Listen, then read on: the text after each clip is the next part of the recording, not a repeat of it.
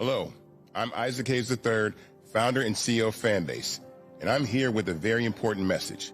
We are at a turning point in the Black community where we must have equity in the apps we use that scale to billions of dollars. But this time, we own the infrastructure, we own the culture, and we shape the future. And Fanbase is the future. Fanbase combines the free functionality of Instagram, TikTok, and YouTube into an all-in-one platform built for the evolution of social media and monetization. With over 1.4 million users, that's real proof that we are shifting the conversation of tech ownership and equity for creators. So right now, I want you to go to startengine.com/fanbase and invest today. The minimum to invest is $399. That gets you 60 shares of stock in Fanbase at $665 a share. This marks a turning point in Black ownership of social media. If we don't take this opportunity to own social media right now, we will always be customers to our own creations. And that can't go on.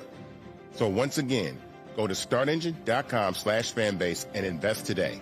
We must own the platforms where our voices live, our stories matter, and where our culture drives the world. Thank you. Folks, Black Star Network is here. Hold no punches. I'm real revolutionary right now. Support this man, Black Media. He makes sure that our stories are told. Thank you for being the voice of Black America, Roland. I love y'all. All momentum we have now, we have to keep this going. The video looks phenomenal. See, there's a difference between Black Star Network and Black-owned media and something like CNN. You can't be Black-owned media and be scared. It's time to be smart. Bring your eyeballs home. You dig?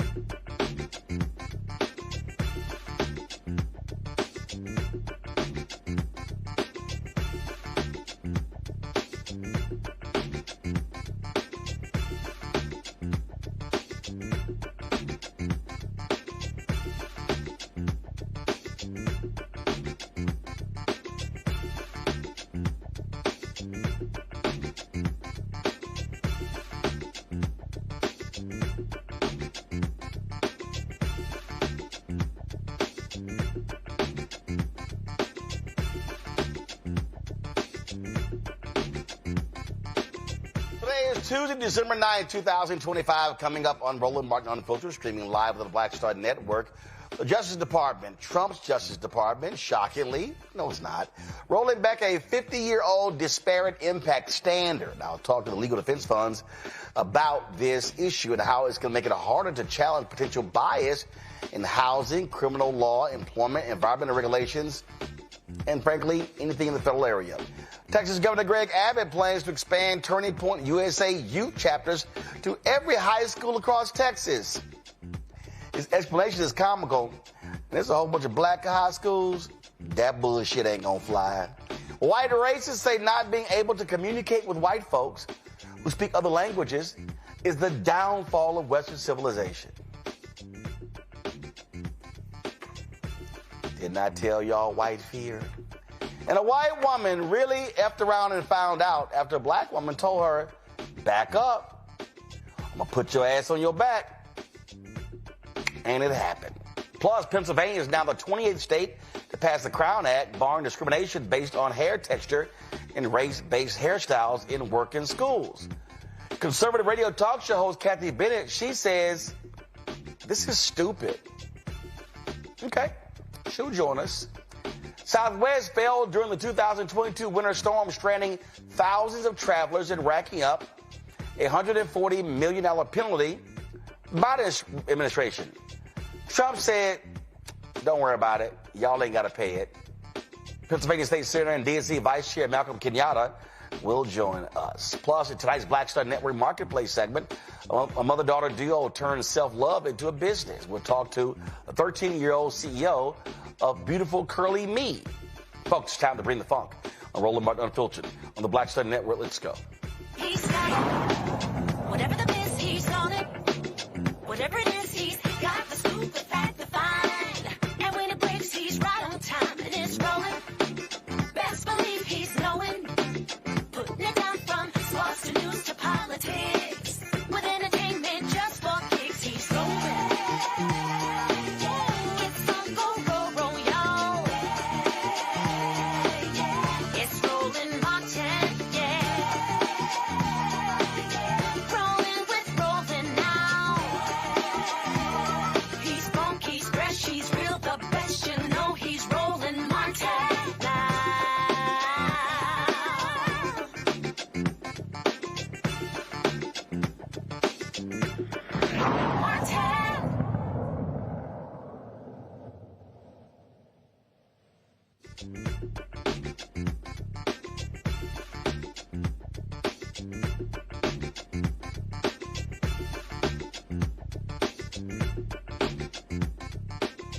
All right, Texas Governor Greg Abbott says he wants to expand Turning Point USA youth chapters into every high school across the state. And remember, that's the right-wing racist conservative group ideas, not just founded by white supremacist Charlie Kirk. Turning Point's high school arm is called Club America. It's a student-run organization that promotes conservative politics on the campus. Abbott says students need the values that Turning Point can provide. And make this clear. I went to public schools here in the state of Texas. When I went to Duncanville High School, I was a member of the Fellowship for Christian Athletes. FCA still exists today. You can have religious organizations that focus on those values like that are allowed in our schools. And this is just another more modern example of Fellowship of Christian Athletes. We're just going to skip over all the racism in Turning Point USA. Now, Abbott and Lieutenant Governor Dan Patrick, they are warning school districts that if they try to block the clubs, there will be meaningful disciplinary action. Really? Abbott is also urging Texas to report any school that pushes back to the Texas Education Agency, even though the state isn't actually requiring districts to create these clubs. Patrick is promising $1 million in campaign funds to help expand the program statewide. Okay, really? All right, y'all, I'll pay on Dr. Mustafa Santiago, lead former senior advisor for the EPA. He joins us right now out of Washington, D.C. Y'all know I just get a kick. We'll have Scott Bolden in just a moment working on his camera issues, former head of the National Bar Association, PAC, lawyer here in the nation's capital, Win Cooney, CEO and co-founder of Politicking out of D.C. as well. All right, glad to have y'all here. I mean, Win Cooney, this is a joke. I mean, these right-wingers are so insane, okay? It's a lot of predominantly black, Hispanic high schools.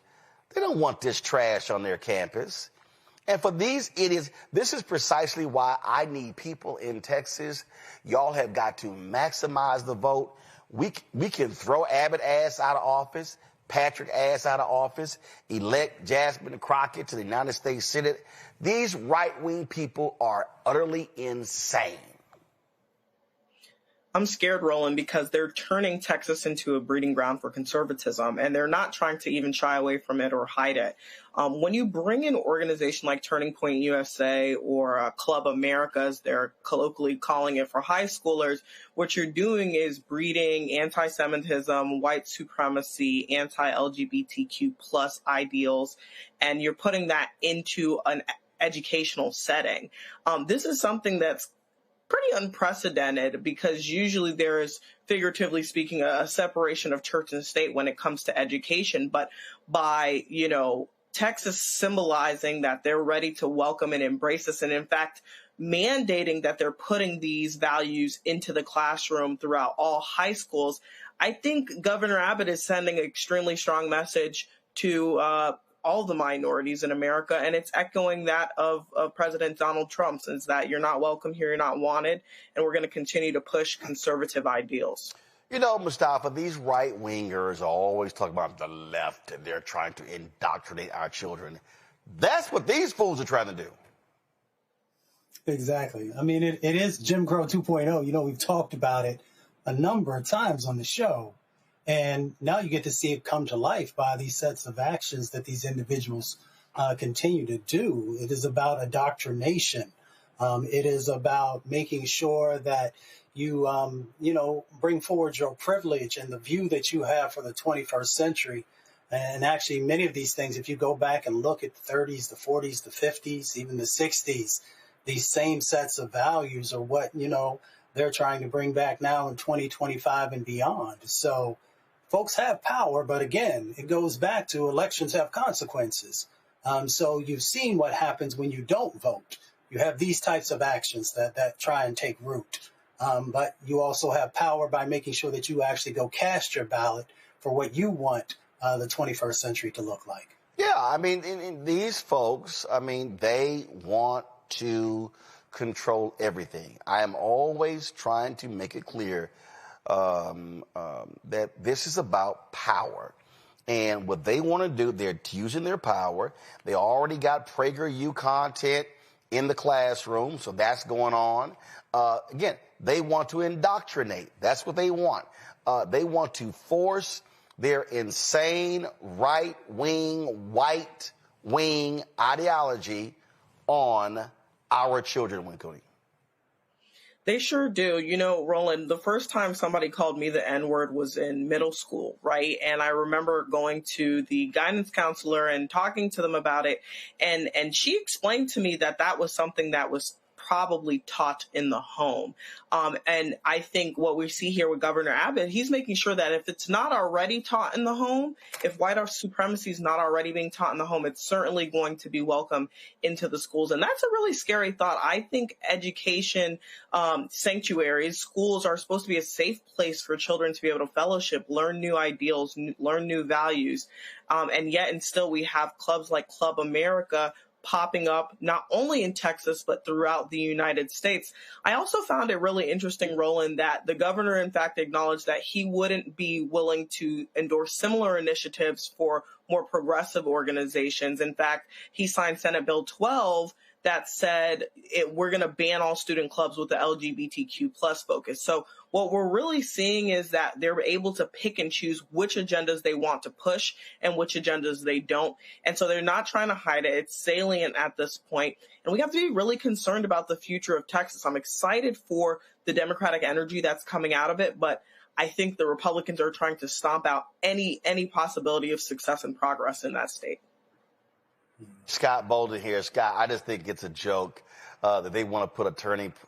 We don't have Scott yet? All right, let me know when we have Scott. I just think, look, Turning Point USA has been filled with racists, Mustafa. Charlie Kirk often espouse racist views, and they are endorsing these racists coming on the campuses. And let's be real clear, 61% of Texas is minority. 61%. Yeah, well, yeah, and you've shared, and others have shared as well, and you wrote a book about it, the Browning of America. Here's the thing, is that this is all about hate. You mentioned that it is about power. And I would just also add to what the other panelists just shared, that what happens in Texas doesn't necessarily stay in Texas, right? A lot of times it's the testing ground, so that they will begin to move this stuff across the rest of the country. So we got to pay particular attention.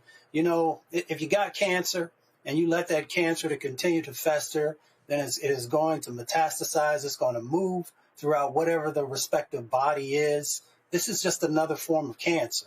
And we've got to make sure that we are not just treating the cancer, right? The treating the cancer is just by addressing here in this moment. We've got to actually make sure that we are cutting the cancer out of not just Texas, but across our country, because there's no way that this country can ever continue to move forward if it allows this hate to continue to take root, if it allows racism to take root, if it allows misogyny to continue to take root.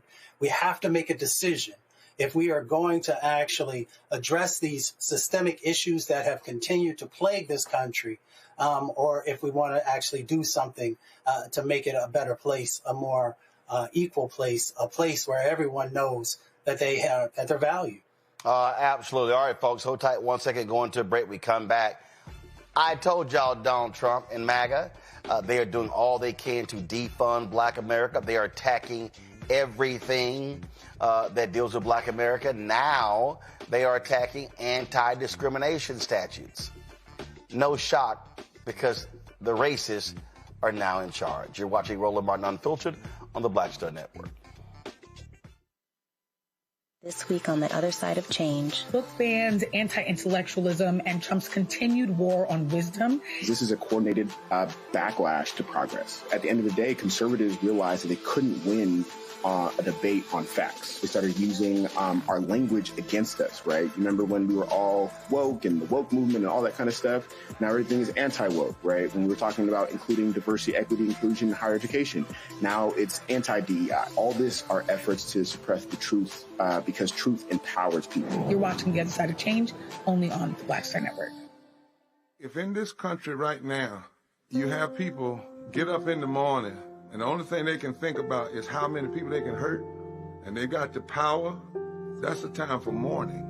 For better or worse, what makes America special, it's that legal system that's supposed to protect minorities from the tyranny of the majority. We are at a point of a moral emergency. We must raise a voice of outrage. We must raise a voice of compassion. And we must raise a voice of unity. We are not in a crisis of party versus party. We are in a crisis of civilization, a human rights crisis, and a crisis of democracy itself. And guess what? You've been chosen to make sure that those that would destroy, those that would hate, don't have the final say, and they don't ultimately win. Are you ready for the holidays?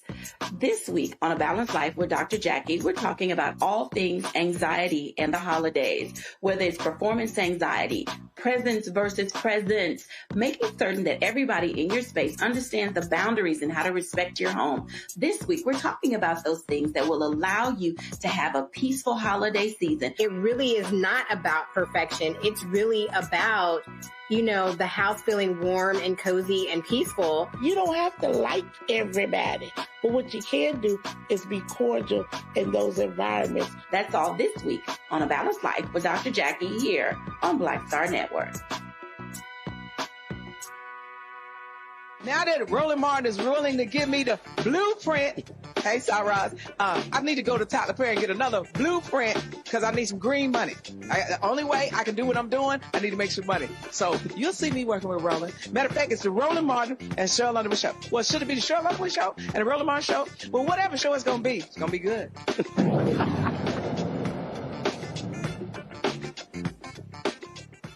All right, Trump's Justice Department Civil Rights Division was created in response to the Civil Rights Act of 1957 to uphold the civil and constitutional rights. Well, in a letter released on the 68th anniversary of the division's founding, more than 200 former DOJ employees accused the Attorney General Pam Bondi and the Assistant Attorney General of killing major civil rights cases, including those involving police misconduct, sexual harassment, and voting discrimination. Well, today the department announced it will end long-standing civil rights policies that prevent local governments and organizations receiving federal funding from implementing policies that disproportionately harm people of color.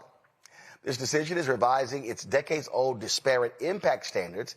It'll make it more challenging to address potential biases in housing, criminal law, employment, environmental regulations, and other policy areas.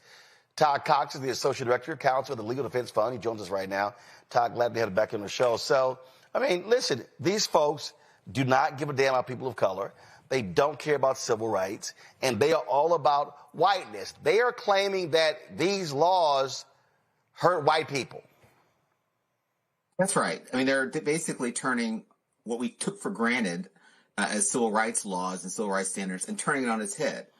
They're basically saying if you seek to enforce civil rights, if you seek equality, if you seek to include people of color, you yourself are discriminating. And that's completely opposite of what the law requires. It started with the attacks on DEIA, and which is really an attack on our civil rights standards, the legacy of Brown, the legacy of the Civil Rights Act that you talked about, all of the policies that are designed to make sure that our society is a truly multiracial democracy. And this administration, from the very beginning through its executive orders and other actions, have been trying to undermine that. And today's regulatory change is one more step in that direction. Yeah, I mean, these folks, they don't care. And we keep saying it to all the people out there who are playing games, sitting on the sidelines, saying, oh, voting ain't no big deal. Oh, we survived Trump before. Okay, so now all of a sudden, if you have some communities out there and then they want to sue, the feds are saying, don't come talk to us. We're going to show y'all the hand.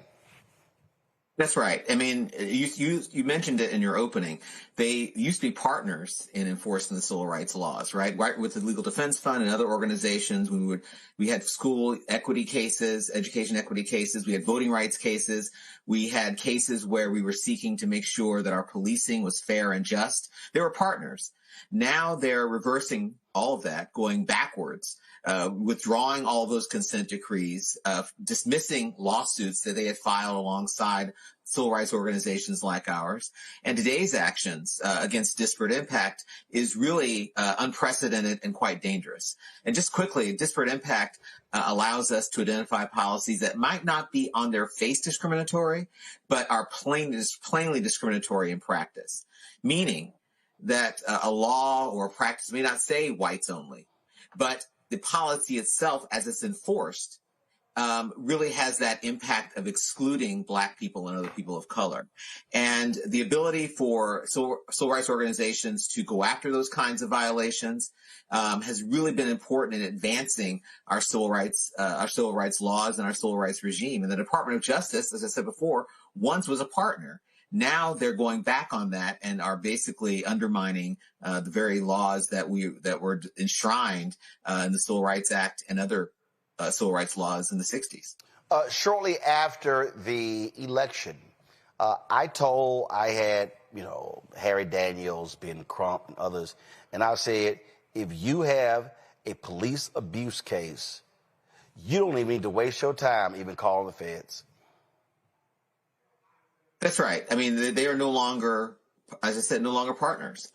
We have school education cases, education equity cases where they were co-counsel, and now they have turned their back on us. And the same can be said for our voting rights cases, our cases in many other areas where they no longer are active participants, and in fact are doing the exact opposite. They are beginning to attack organizations, attack law firms, attack anyone that seeks to enforce civil and human rights. In fact, they're actually going out of their way to do the exact opposite of what they have been doing historically. And I think, again, today's impact or attack on disparate impact is one more step, and it's probably one of the more strident and dangerous steps by removing this important tool. Listen, no longer do we have what we call smoking gun evidence of discrimination. Discrimination over the decades now has gone underground.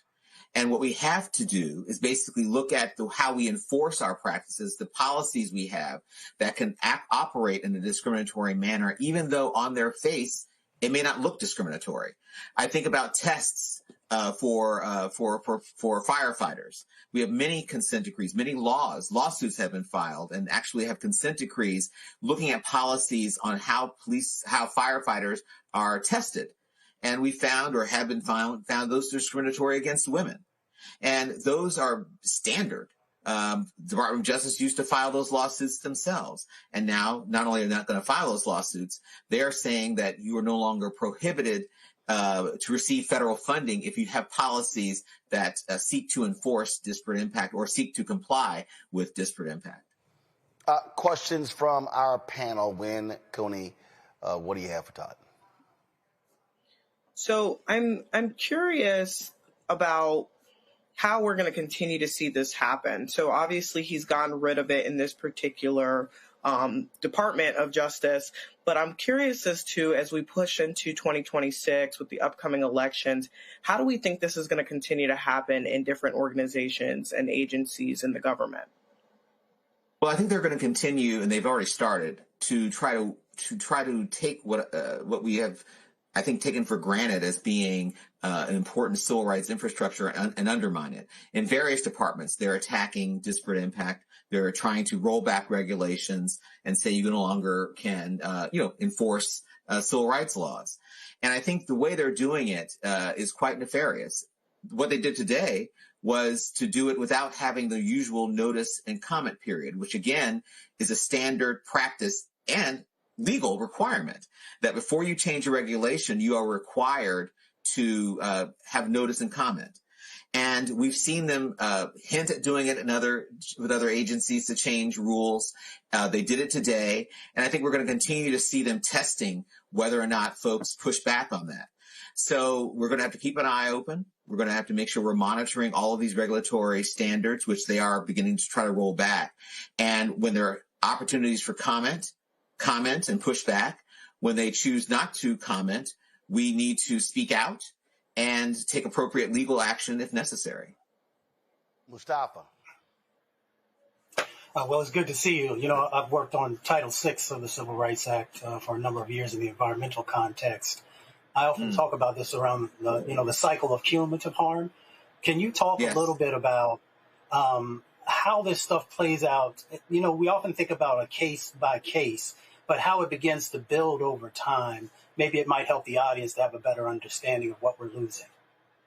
Sure. Well, I can use an example in my own career. I was a voting rights lawyer for a very long time. And while we don't have disparate impact under the Voting Rights Act, we have something called Section 2, which requires that electoral systems operate in a fair manner. And in that situation, the community that I was representing didn't have fair representation. They had an at-large election system, or a system where they were not allowed to elect their candidate of choice. The result of that meant that the jurisdiction invited in a company that polluted. So at the same time we had a Voting Rights Act case, we also were pursuing a Title VI case, environmental justice, as you were alluding to, against this company, all of which would have been abated if our community or the community I represented had had representatives really interested in representing their points of views, so that company wouldn't be there polluting their community, in a disparately impactful way. That community was majority Black. And the community or the city council invited this company in, ignoring the interests of black people. So I think these things are cumulative. I think that these things cut across all of our civil rights regime. And if you start pulling at the tapestry of one piece of it, today it's the Department of Justice. Tomorrow it might be the environmental regulation and the EPA. It's all going to eventually fall apart and really impact our ability as black people to survive in this country. Absolutely. Well, Todd, listen, I keep telling people, if you don't vote, then the folks who do vote are going to get the kind of representative government that they desire. And when people, that's right. When people start saying, I mean, oh my God, where are our civil rights groups? Where are the lawyers? Why are these things happening? It's because these nutcases are in charge, and they're going to be in charge of the executive branch for the next 3 years. And so folks better buckle up, because they are going after and they are attacking anything that advances the interests of African Americans. That's right. Keep our eyes open and keep vigilant. And remember, our role in the movement at this point is to push back as hard as we can using the rule of law and using our policy arms and policy eyes and all of our tools that we have to make sure that our rights are protected, and make sure that this administration doesn't continue to try to run roughshod over our interests. Absolutely. Absolutely. All right, then. Ty, we appreciate it. Thanks a lot. Thank you very much. Have a good night. Folks, we come back. Congresswoman Jasmine Crockett, she unveils her first campaign promo ad, if you want. And Lord, why are all these people going crazy? Why are all these right-wingers, why are all these white progressives just losing their minds? And I'm like, you know, she can talk about public policy over the next 3 months. Why y'all tripping? We're going to talk about that when we come back. Roland Martin Unfiltered, the Black Stud Network. Support the work that we do. Join our Bring the Funk fan club. Your dollars goes to support the show. You want to give to us, Cash App, just drop the QR code. You see it right here, bottom left-hand corner. PayPal's R Martin Unfiltered, Venmo RM Unfiltered, Zelle, Roland at RolandSMartin.com, Roland at RolandMartinUnfiltered.com. Check some money order, make it payable to Roland Martin Unfiltered, P.O. Box 57196, Washington, D.C. 2003, 7-0196. Back in a moment. If in this country right now, you have people get up in the morning and the only thing they can think about is how many people they can hurt, and they got the power, that's the time for mourning. For better or worse, what makes America special, it's that legal system that's supposed to protect minorities from the tyranny of the majority. We are at a point of a moral emergency. We must raise a voice of outrage. We must raise a voice of compassion. And we must raise a voice of unity. We are not in a crisis of party versus party. We are in a crisis of civilization, a human rights crisis, and a crisis of democracy itself. And guess what? You've been chosen to make sure that those that would destroy, those that would hate, don't have the final say, and they don't ultimately win. It's your boy Earthquake, you know, giving Roland Martin something to do, because you know he don't know what to do. He from Texas. Ain't his fault.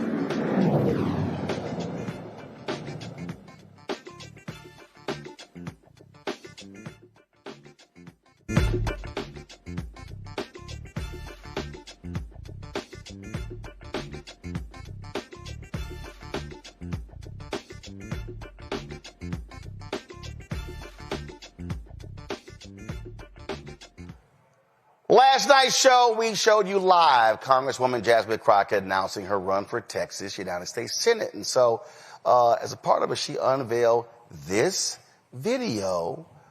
Let's roll it. How about this new one they have? Their new star, Crockett. How about her? She's the new star of the Democrat Party, Jasmine Crockett. They're in big trouble.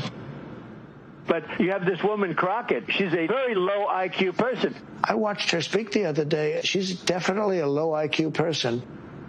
Crockett. Oh, man, oh, man. She's a very low IQ person. Somebody said the other day she's one of the leaders of the party. I said, you got to be kidding. Now they're going to rely on Crockett. Crockett's going to bring them back. So I sat there last night, and Lord, y'all, I watched all of these crazy as folk. All of these people, I watched them just sit here and trash her. And oh my gosh, she's awful and she's terrible. Oh, why is she running? Oh my God. You know, like what the hell's going on? You know, we've got, you know, all these other people, you know, Colin Allred. I mean, he's the perfect candidate. He lost to Ted Cruz by 960,000 votes. He raised $80 million and he lost by 960,000 votes. I can't even remember the woman who ran against John Cornyn. I don't even know her name. In 2020, she lost by 1.07 million votes. Beto O'Rourke, he ran against Ted Cruz, lost by 2.5 points, 215,000 votes.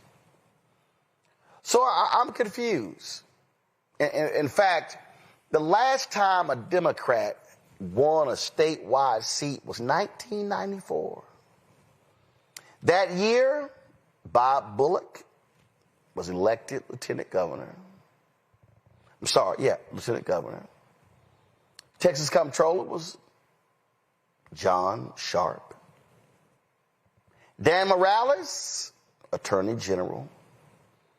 Gary Morrow, land commissioner.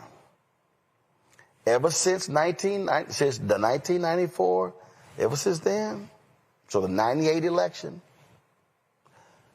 no Democrat has won any of Texas's 29 statewide seats. White men have run. White women have run. Latinos have run. Black men have run. You got a sister, I put my name in the hat. She jumps to the race, and then what happens? Well, former Congressman Colin Allred pulls his name out and announces he's running for his old congressional seat. State Rep James Tallarico is still in the race. And so all these people who are yelling, hollering, screaming how awful she is, I got to remind them, if you think Tallarico is a better candidate, we'll see on election day. See, that's what I don't understand, why people are tripping. There's no such thing as an anointed seat. You ought to run for it. I am on record, more than 30 years, my entire career, nobody's entitled to a seat. So, best man, best woman win. But to watch these folk lose their ever-loving mind because she's running, oh my God, she's going to guarantee we lose. I'm sorry. You've lost every statewide election since 1998. The hell y'all talking about? I don't understand what the issue is. And so all they're doing is just mad and upset and all that good stuff. So let me show you some polling data. Okay? This right here, and it clearly says Crockett starts off in a challenging position. She has the highest name recognition of any potential Democratic candidate for the seat, but more voters hold an unfavorable opinion of her than favorable. Her unfavorable is 40. Her favorable is 33.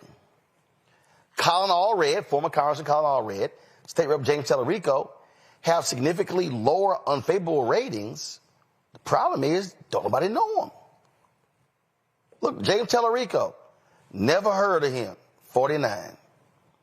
Wesley Hunt, Republican, never heard of him, 45.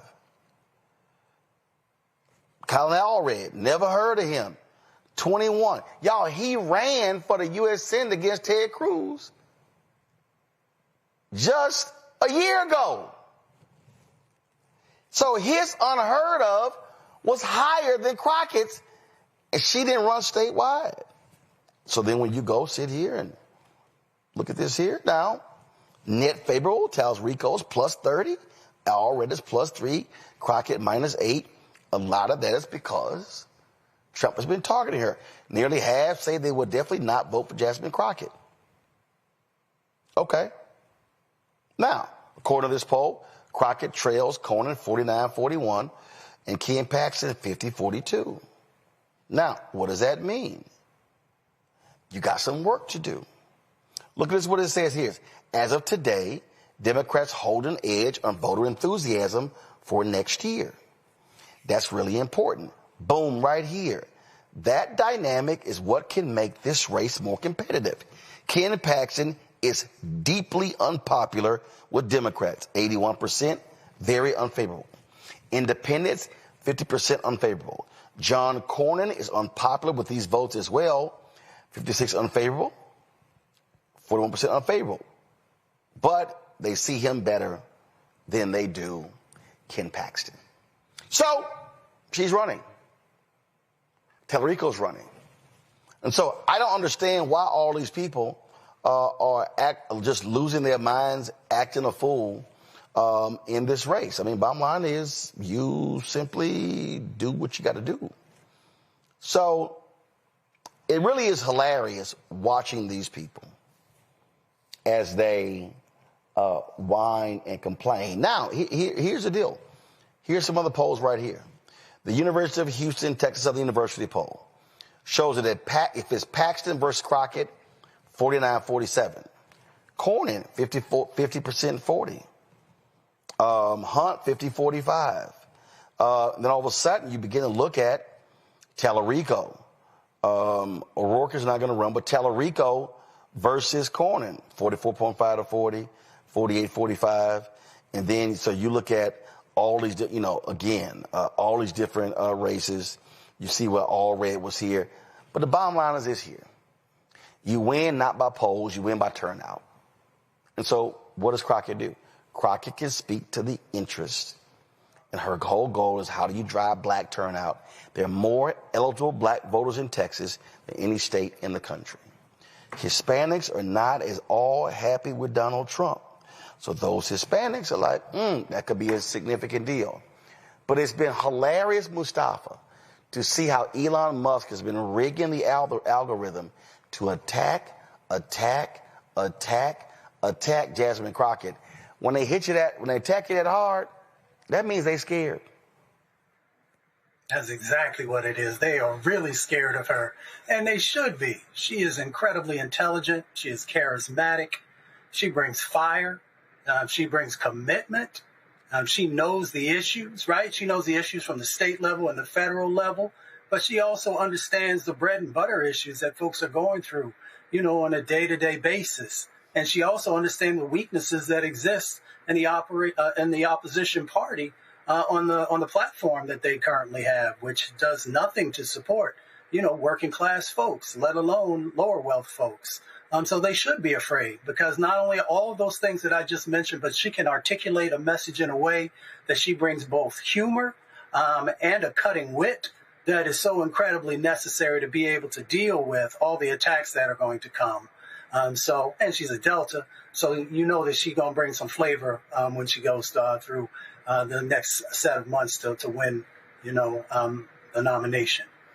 When Cornyn was really interesting is a lot of these same, crazed, deranged white progressives. Many of them can act just like white conservatives. So we already know what the operative word there is, and that's white. But they were really upset because she went on Laura Coates' show last night on CNN, and she was talking about who do you reach out to and how do you reach them. And so a lot of them are mad because Crockett said, listen, I ain't about to sit here and reach out to Republicans. Oh, my God, how dare she? What Crockett was saying is, I got to hit my base first. If I don't get my base, it don't matter reaching out to them. Also, Roland, I mean, the Republicans had continued to denigrate this woman. I think Mustafa hit it on the head. There's nothing America hates more and is more fearful of than a brilliant, confident Black woman. And I think if and hopefully when Congresswoman Crockett is elected, she will reach across the aisle. She will play ball. She will support bipartisan bills, as she's shown that she has in Congress. However, she's going to stand on the side of righteousness and what she thinks is right and what she believes is advantageous for her people. And that used to be her congressional district, and hopefully it will be the entirety of the state of Texas. But I think what a lot of people are scared of in terms of this political advertisement is you see someone that is dynamic, you see someone that is not afraid to back down to President Trump. I honestly look at Congresswoman Crockett as the answer to what we're seeing President Trump breed in office. A lot of folks have told me, she's too bombastic, she's too this, she's too that. We had, different commentators commenting on this and that in her style. At the end of the day, Jasmine Crockett has garnered attention for the state of Texas. She's continued to make Black people the focal point of her career, first as a civil rights attorney, now as a congresswoman, and hopefully as a senator. So I think we need to continue to watch her trajectory. I do think Donald Trump is right on one thing. She is a star of the Democratic Party, and I think we'll be seeing so in 2026. One of the things that they've been trying to hit her on is she going to denounce AIPAC. Mustafa, she ain't never took no AIPAC money. And I'm like, she'll need to address that. What's the issue happening right now? Affordability, tariffs, the economy. So my whole deal is, don't fall for that okie doke. That's somebody else's issue. What she should be fixated on, again, is what is she going to do for Texas voters? Exactly. Whenever you get that light bill, she should, she's going to talk about that the prices need to go down instead of going up. When you go in the grocery store and now you look and you see something that used to cost $100 when you were walking out, now costing $300, she should focus on that. She should focus on the fact that your jobs no longer exist because they got shipped out or they got broken down because of the tariffs. That's what people care about. That's what Black folks care about. That's what Latino folks care about. That's what white folks care about. And she should be focusing on those bread and butter issues. Absolutely. Far and wide. You know what? I'm going to talk about some other stuff here, but I want to bring in now Pennsylvania elected official Malcolm Kenyatta, vice chair of the Democratic National Committee. He joins us right now. So Malcolm, here's the whole deal, and I'm not asking. So if you can endorse, I understand it. If you are endorsing, just let us know. But what's amazing to me, and I get it, people got opinion, but I had to smack some people yesterday. I saw fools in Maryland, Long Island. Oh my God, this is awful for Texas. I'm like, y'all ass ain't even from here. I saw this one dude from New Zealand weighing in. I'm like, what the hell do you know about Texas voters? This is why people need to be very concerned with when y'all see folk talking about an election. First check to see where they from, because all the people who are trashing Crockett said how awful she's going to be for Texas. I'm like, you can't even vote. I told one person, I said, let's do a test. Can you tell me how many counties are there in the state? I'll wait. So you know this, as vice chair of the Democratic Party, we don't endorse in primaries, but I will say what I said online, yesterday. Primaries are good things, and we need to be a party that embraces it. When we embrace the primary process, what we're doing is we're embracing democracy.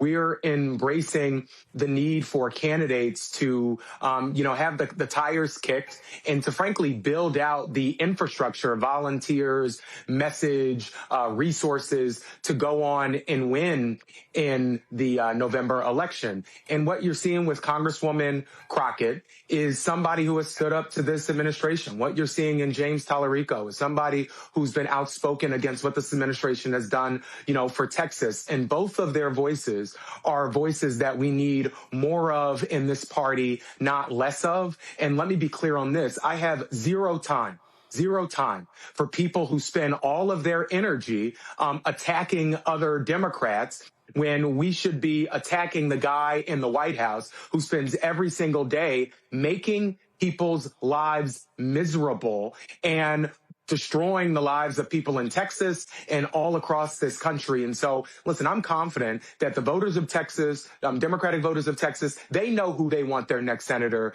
to be. And Jasmine and James will go out and they will make that case to the people of Texas. And then I know that the DNC is going to do everything we can to make sure whoever the Democratic nominee is becomes the next senator of Texas. I've spent a lot of time in. Is Malcolm still there? But Malcolm Kenyatta has spent a lot of time in the South because the DNC understands that if we're going to win moving forward, it's going to be critical for us to, stop taking the South for granted. See, here's what you just nailed there. I'm going to go back to 2012. So we're waiting in the wings to go on CNN. Obama beats Romney. And I'm standing there with then Congressman Chris Van Hollen, who was then head of the DCCC. He's now Senator Van Hollen of Maryland. And I say to him, hey, when are y'all going to take Georgia and Texas seriously and make a massive investment to organize and mobilize the state? Oh, he tells me, Georgia and Texas are red. I said, no, they're not red. I said, they're red because you don't invest.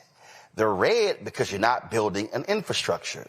I said, you can't build an infrastructure based upon the upcoming election.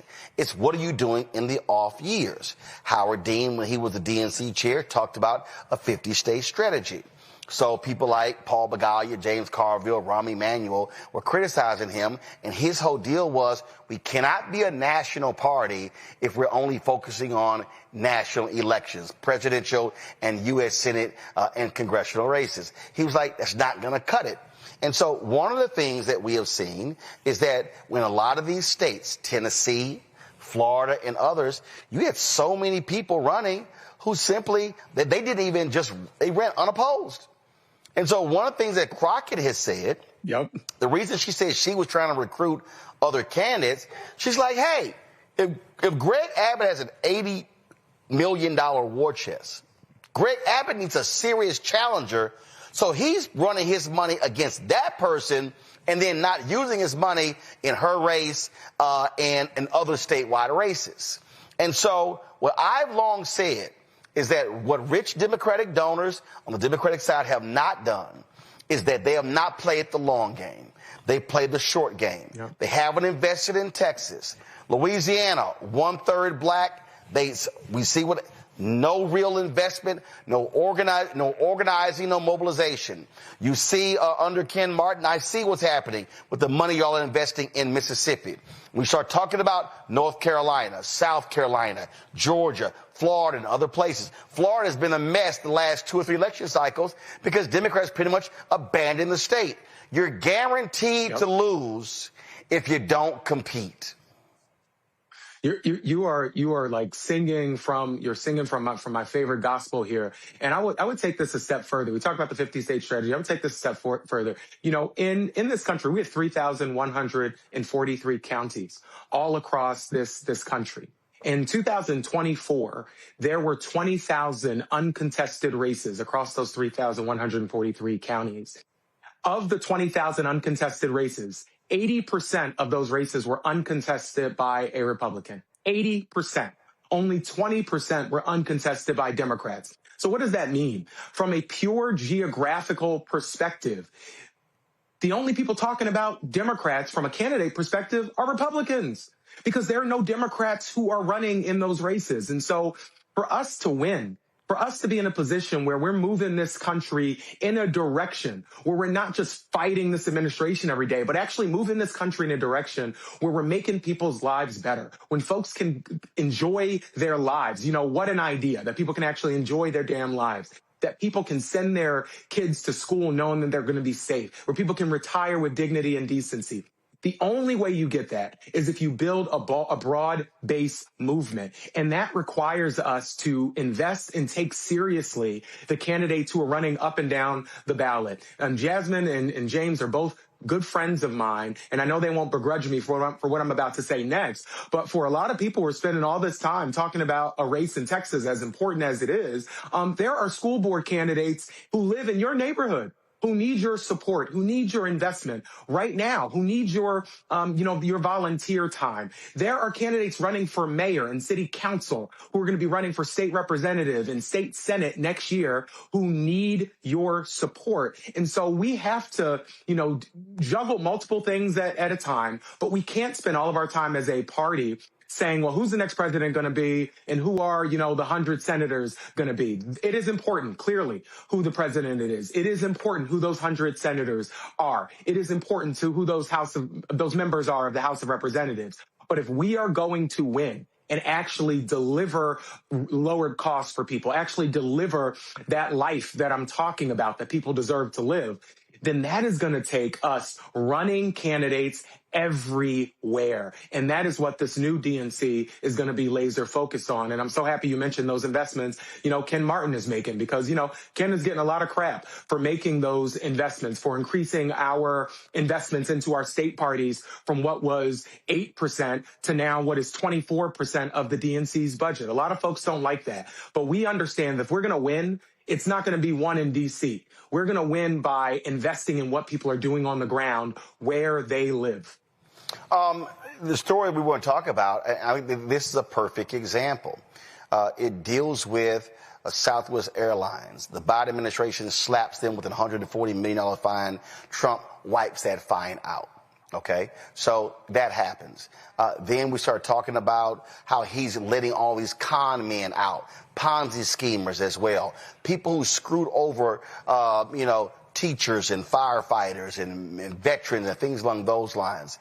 And my whole deal is, these are the people. If I'm in the DNC, I'm going and get as many as these people. I want to put their faces out. I want them telling their story about, this person who had a $1.6 billion Ponzi scheme who Trump let out of prison after only serving a couple of hours. This person stole our life savings. It's having those stories and framing it, because what you have is you have a con man, a corrupt con man who is sitting in the Oval Office and not only letting him out of prison, saying, don't worry about it, you ain't going to pay restitution. And these people have screwed over hardworking Americans. Roland, the anger that I carry with me on this topic, it knows no ends. The depths of it, no end. Because you talked about it, these pardons that we're seeing, this wiping away of any sort of accountability for these corporations that have screwed people over.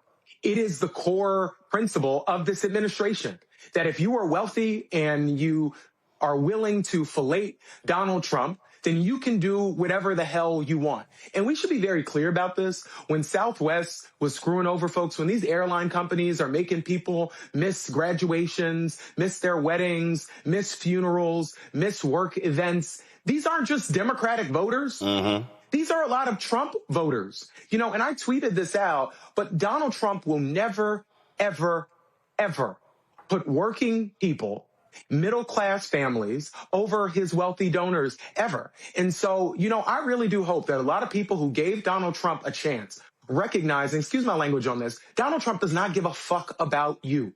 He does not.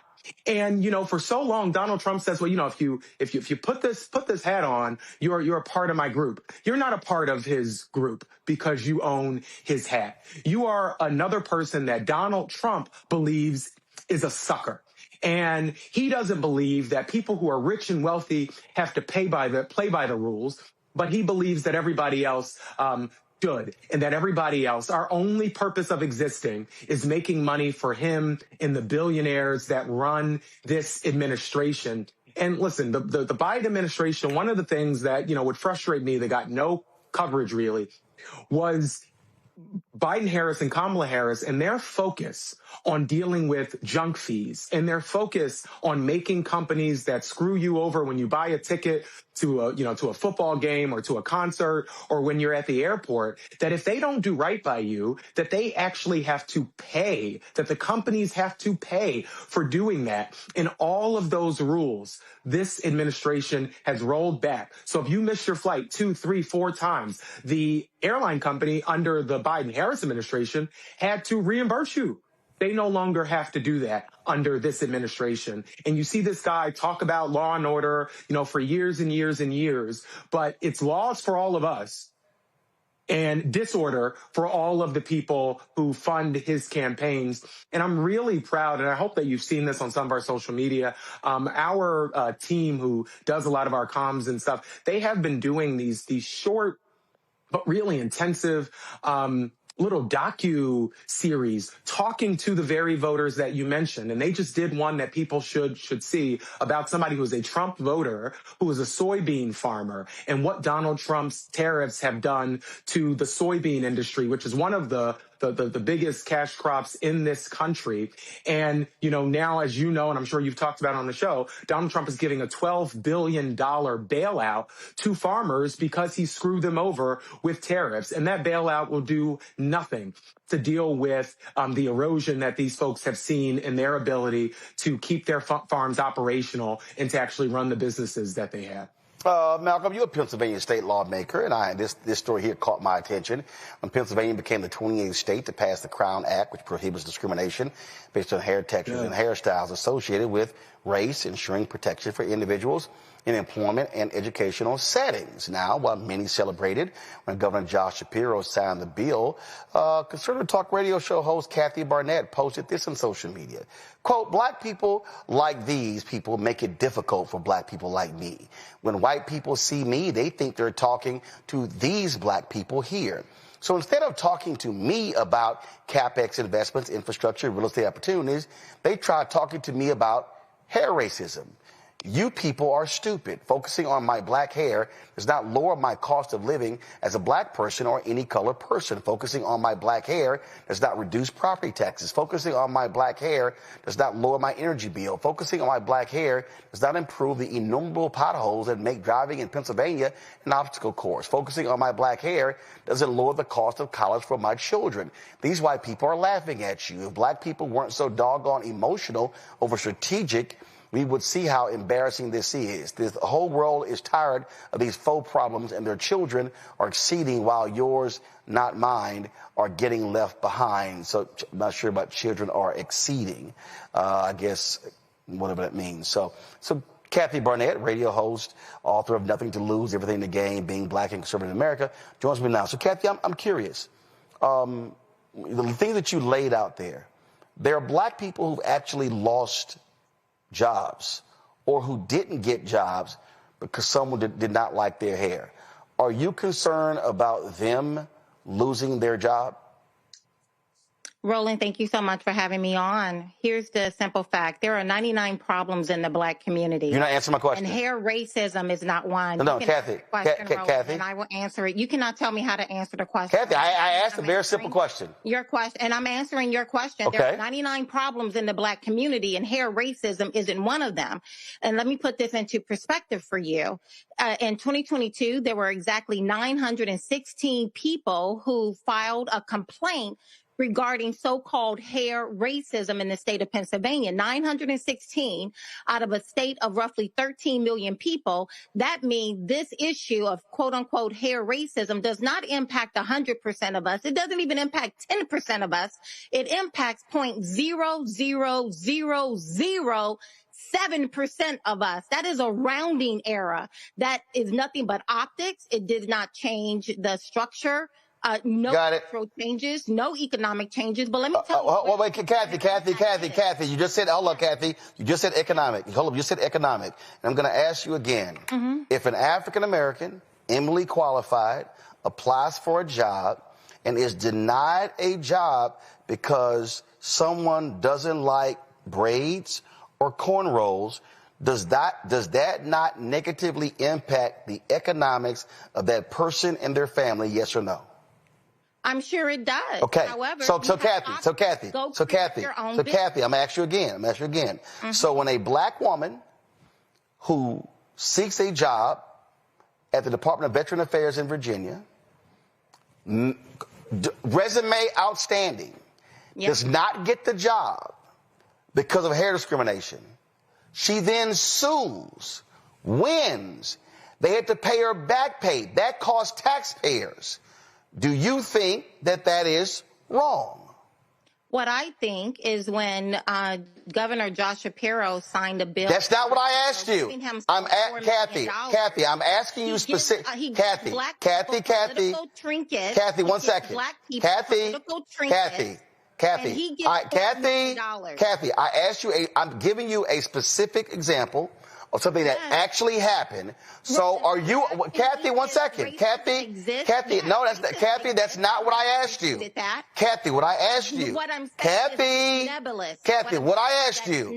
Kathy, as a taxpayer, does it offend you? No, Kathy, allow me to finish. Kathy, allow me to finish.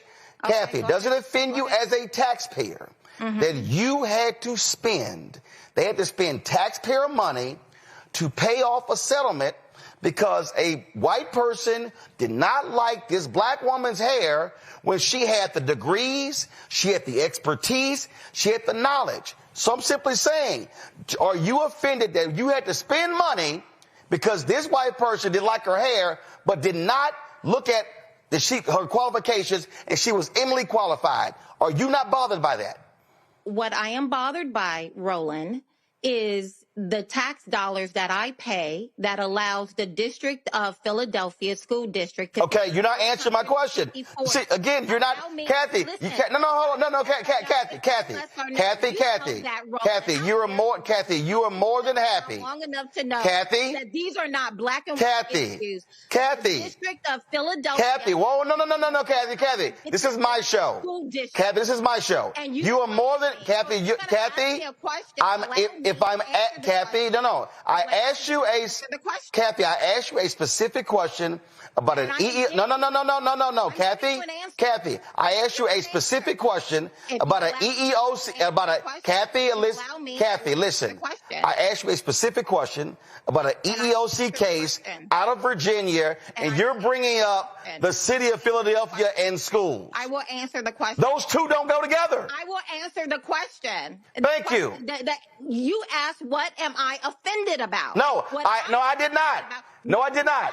You asked what you're wrong. I'm offended about, and I'm telling you. No, you're wrong. About no, that's not what I asked you, Kathy. That's not what I asked you. School district. Kathy, that's not what I asked you. Ranked 400. Kathy, that's not what I asked you. Out of 499. Kathy, that's not what I asked you. No, what I asked you, Kathy, listening is a skill set. Racism is not Kathy, listening is a skill set. And when I specifically asked you, does it offend you? Well, Kathy, I asked you a specific question. Better, Roland. You should be ashamed of yourself. No, you should be. Around Kathy, long enough to know Kathy, you should be ashamed. Racism really? Is not. Look. Hold up, Kathy. 4 million black people. Kathy. Look, you care about black people, right? So allow me to say this. There are 1.4 million black people in the state of Pennsylvania. Hair racism affects 916 of them. What about the other 1.3 million of us who are sending our children to failing schools? The District of Pennsylvania, it ranks at 454th out of 499. That is what I care about. Kathy's very interesting. Kathy, it's very interesting. You said these black legislators aren't doing their jobs. I'm very curious because I actually said black legislators. You said these. You said these people. So do you agree, or maybe you don't? Do you have an issue with when the black legislators secured $150 million in grants for black-owned businesses? Do you believe that was a good thing? Because they actually did that. I think that's a good thing. Great. Okay, great. No, I'm good. I'm good. Let me ask you a question. Do you agree? Kathy, let me ask you agree. Yes. Kathy, do you agree? Do you agree that the $300 million that they obtained for anti-violence programs in our communities, that's a good thing? I don't know. I don't know what is actually being spent on. Well, according to the data, Kathy, according to the data, it resulted in a 40% reduction in violent crime in Philadelphia. I don't know, because in the state of Pennsylvania, because I live here, we have over 100,000 violent crimes every single year. Got it. We also have fentanyl is exploding on our streets because Democrats open up our borders, got it. flooded and illegal. I'm curious. I'm curious, Kathy. I'm curious. Did you know that? Kathy, I'm curious. Does Pennsylvania, Kathy, I've seen a map. Does Pennsylvania share a border with Mexico? Oh my goodness, Roland, you are not. You know what? Your premise. No. You literally just said, you literally talking about fentanyl coming across the border. You said into our state. Where is it coming from? Kathy, where's the fentanyl? Kathy, where's the planes and buses and sent them into our community? Oh, gotcha. Don't act stupid. Kathy, I'm gonna ask you this here. Kathy, I'm gonna ask you this here. Do you give the black legislators credit for securing? And why do you keep saying black legislators? Because it's not just black legislators. Oh, okay. I'm sorry. Please pull up Kathy's tweet. Please pull up Kathy's tweet. Please pull up Kathy's tweet. Please pull up Kathy's tweet. Kathy, in your tweet. Kathy, in your tweet. Kathy, in your tweet. Kathy, in your tweet. Kathy, in your tweet. This is what you said. It's right here. You said black people like these people make it difficult for black people like me. So you clearly were talking only about the black people in the video, not anybody else. I was talking about, and then I also threw in there the white people who are like. No, you didn't. No, you didn't. You said, Kathy, 1 second. Kathy, that's a nice try, Kathy. Stop it, Roland. Kathy, you said, quote, Kathy, hold up, Kathy, I'm reading your tweet. You said, quote, when white people see me, is a skill set. Kathy, you said when white people see me, they think they're talking to these black people here. You know what? You can believe whatever you want to believe. Kathy, I'm reading your tweet. My tweet is real clear. Black people like you, Roland, who major in racism and victimology. I'm literally looking at your tweet. You made no mention of anybody white in the photo. Shapiro gave himself $4 million. That's hilarious. To do video TikToks and gave us political trinkets. Malcolm Kenyatta. Impact the overwhelming majority. Malcolm Kenyatta, let me ask you a question. Malcolm Kenyatta, let me ask you a question. Give me the $4 million. Malcolm Kenyatta, you are a state representative in Pennsylvania. Yeah. And you were there in the state capitol. You were there advocating, fighting for things. So when you hear someone say, again, I read her tweet, and it's all targeting black people. There was no mention of anybody white. When you hear someone say that, oh, these black people, they are focused on hair racism and nothing else, and she lists all these things, Malcolm, surely y'all are focused on infrastructure. You're focusing on investments. You're focusing on education and housing. So Malcolm, go ahead and give us a sense, Malcolm, of the things that you and other black legislators are working on that Kathy talked about. Well, let me first say I'm happy to have been a co-sponsor of that legislation, and I am damn proud of Adjoa, who has led this charge across the country, and of Representative Mays and Speaker McClinton, who championed this legislation and got it over the finish line. And that legislation is a part of a whole host of things that we got done this year. That bill, which was passed in bipartisan fashion, is a part of a whole series of bipartisan wins that we got for the great people of Pennsylvania. It included a working families tax credit, which is going to put hundreds of dollars back into the pockets of middle class and working class families that are seeing all of their expenses go through the roof because of the policies of Donald Trump. I know that fentanyl was mentioned, and the issue of fentanyl and substance abuse disorder is something that I know matters to many of us, and I'm sure it matters in a genuine way to the previous speaker. But what I would say is we have Donald Trump, who just last week pardoned one of the world's worst drug dealers who was pushing many of those same drugs into our communities. And we have been at the state level trying to do everything we can to address it. And so what does that look like? It's looked like a renewed investment into behavioral health programs, a renewed investment into drug treatment programs. It has looked like the over $400,000, I believe, that we're at this point in terms of gun violence prevention grants. What it has looked like is investing in education. We've invested in our school districts just in the last two budgets, nearly $1 billion, the single largest investment into K through 12 education in Pennsylvania history. And believe it or not, we've done all of these things while getting Democrats and Republicans to come together. What I have learned is that we do not have to continue to sort of leave who we are at the door. You know, it was mentioned that 900 or so people in Pennsylvania filed a complaint. Well, you know what? There are thousands of other people who didn't file a complaint. And I think one person who is discriminated against simply for existing is one too many. And we can do multiple things at once. We can pass a bill that says you can't discriminate to people based on how their hair grows out of their heads. We can also pass investments for people to start and open small businesses. We can also do the things that I mentioned on education, on tax credits, and on a variety of other things. And so this idea that we can only do one or the other isn't an idea that makes much sense to me. And I've also said that, you know, continuing to put us in a position where we are saying to folks that it's okay if we treat this person or that person differently because it's only this percentage of people, that's wrong. That's not what my faith teaches me. My faith teaches me to care about the least of these, and that's what the priorities of this House majority has been. Kathy, why you sign off, Kathy? Kathy, I wanted to give you an opportunity to even ask the representative a question or respond to all the things he just talked about. But it looks like Kathy logged off. I guess it was too much. We say bring the funk.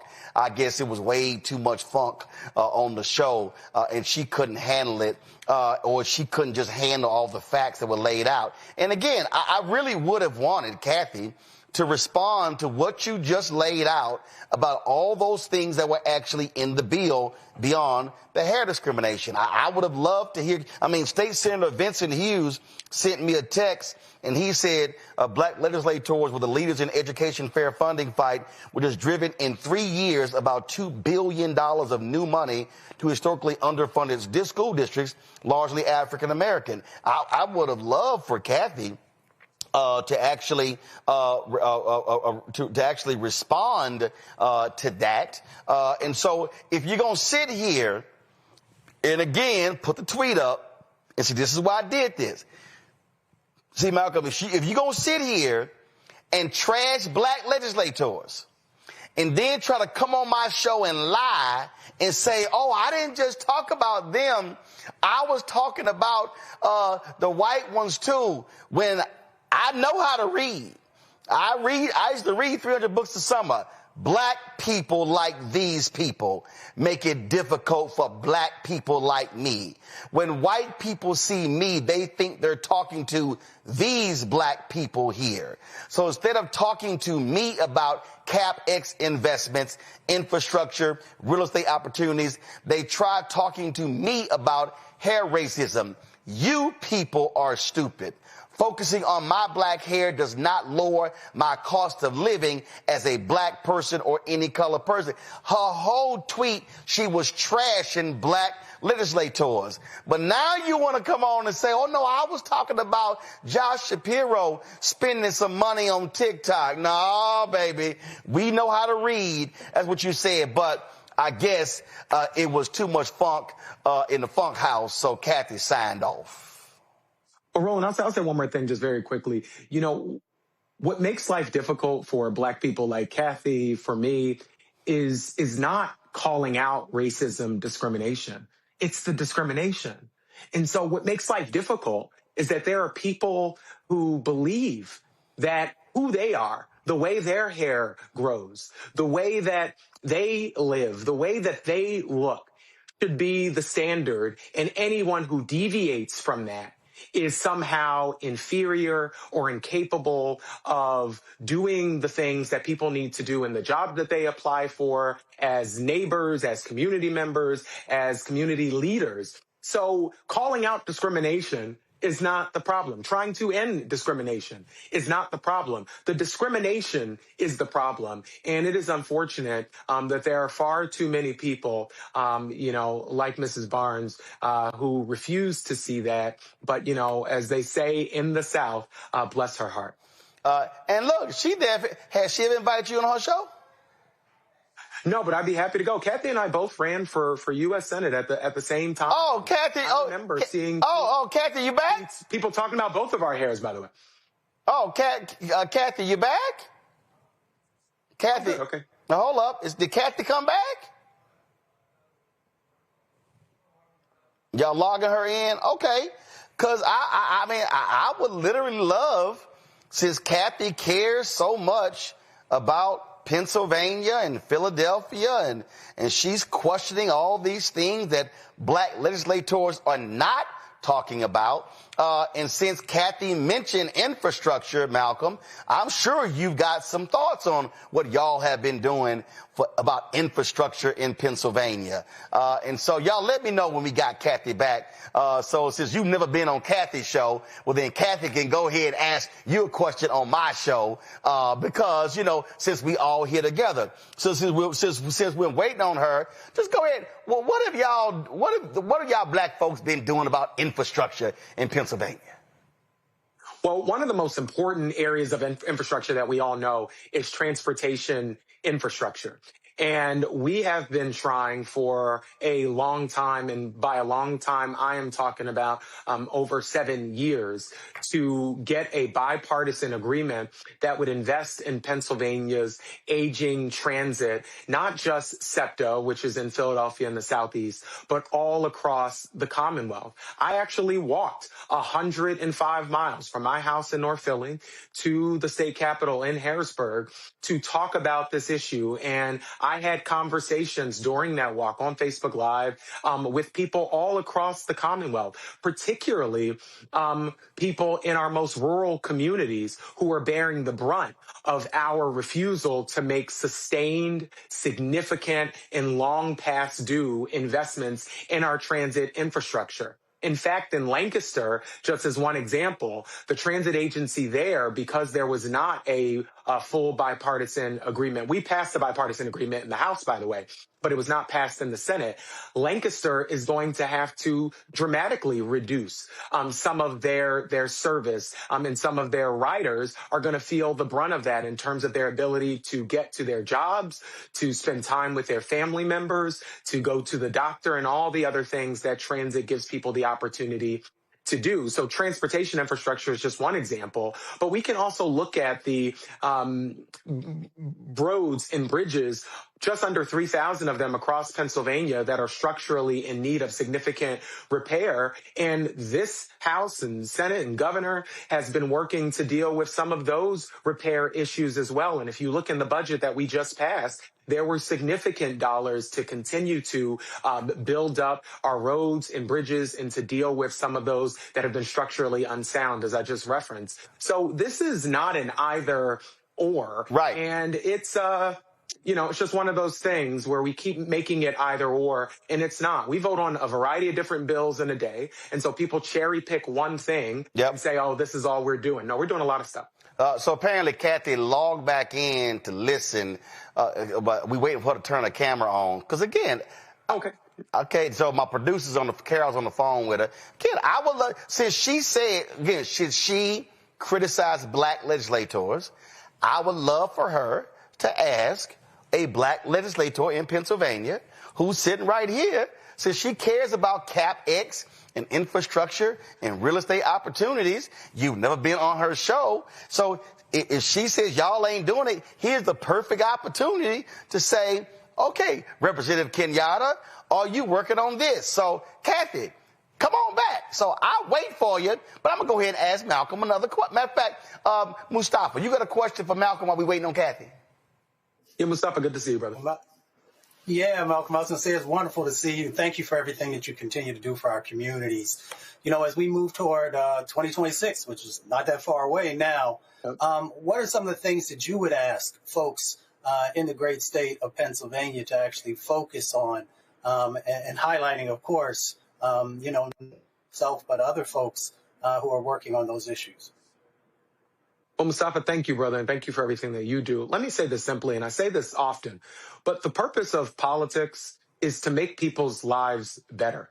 You know, it is our imperfect, flawed in so many ways, system by which we negotiate how to live together. And I actually believe that we can get to a point where politics is just not a constant source of gastrointestinal discomfort, but actually we're moving the needle on some of the persistent challenges that we know have existed and continue to exist. And 2026 is going to be a conversation, and in fact, a referendum on an administration enabled by the weakest and most feckless members of Congress this country has ever seen, who has put him in a position where he has used the mechanics of government to make people's lives worse. The average cost of groceries for a family of four under this administration have gone up, not down. The cost for a tank of gas under this administration has gone up, not down. The applications for people opening small businesses under this administration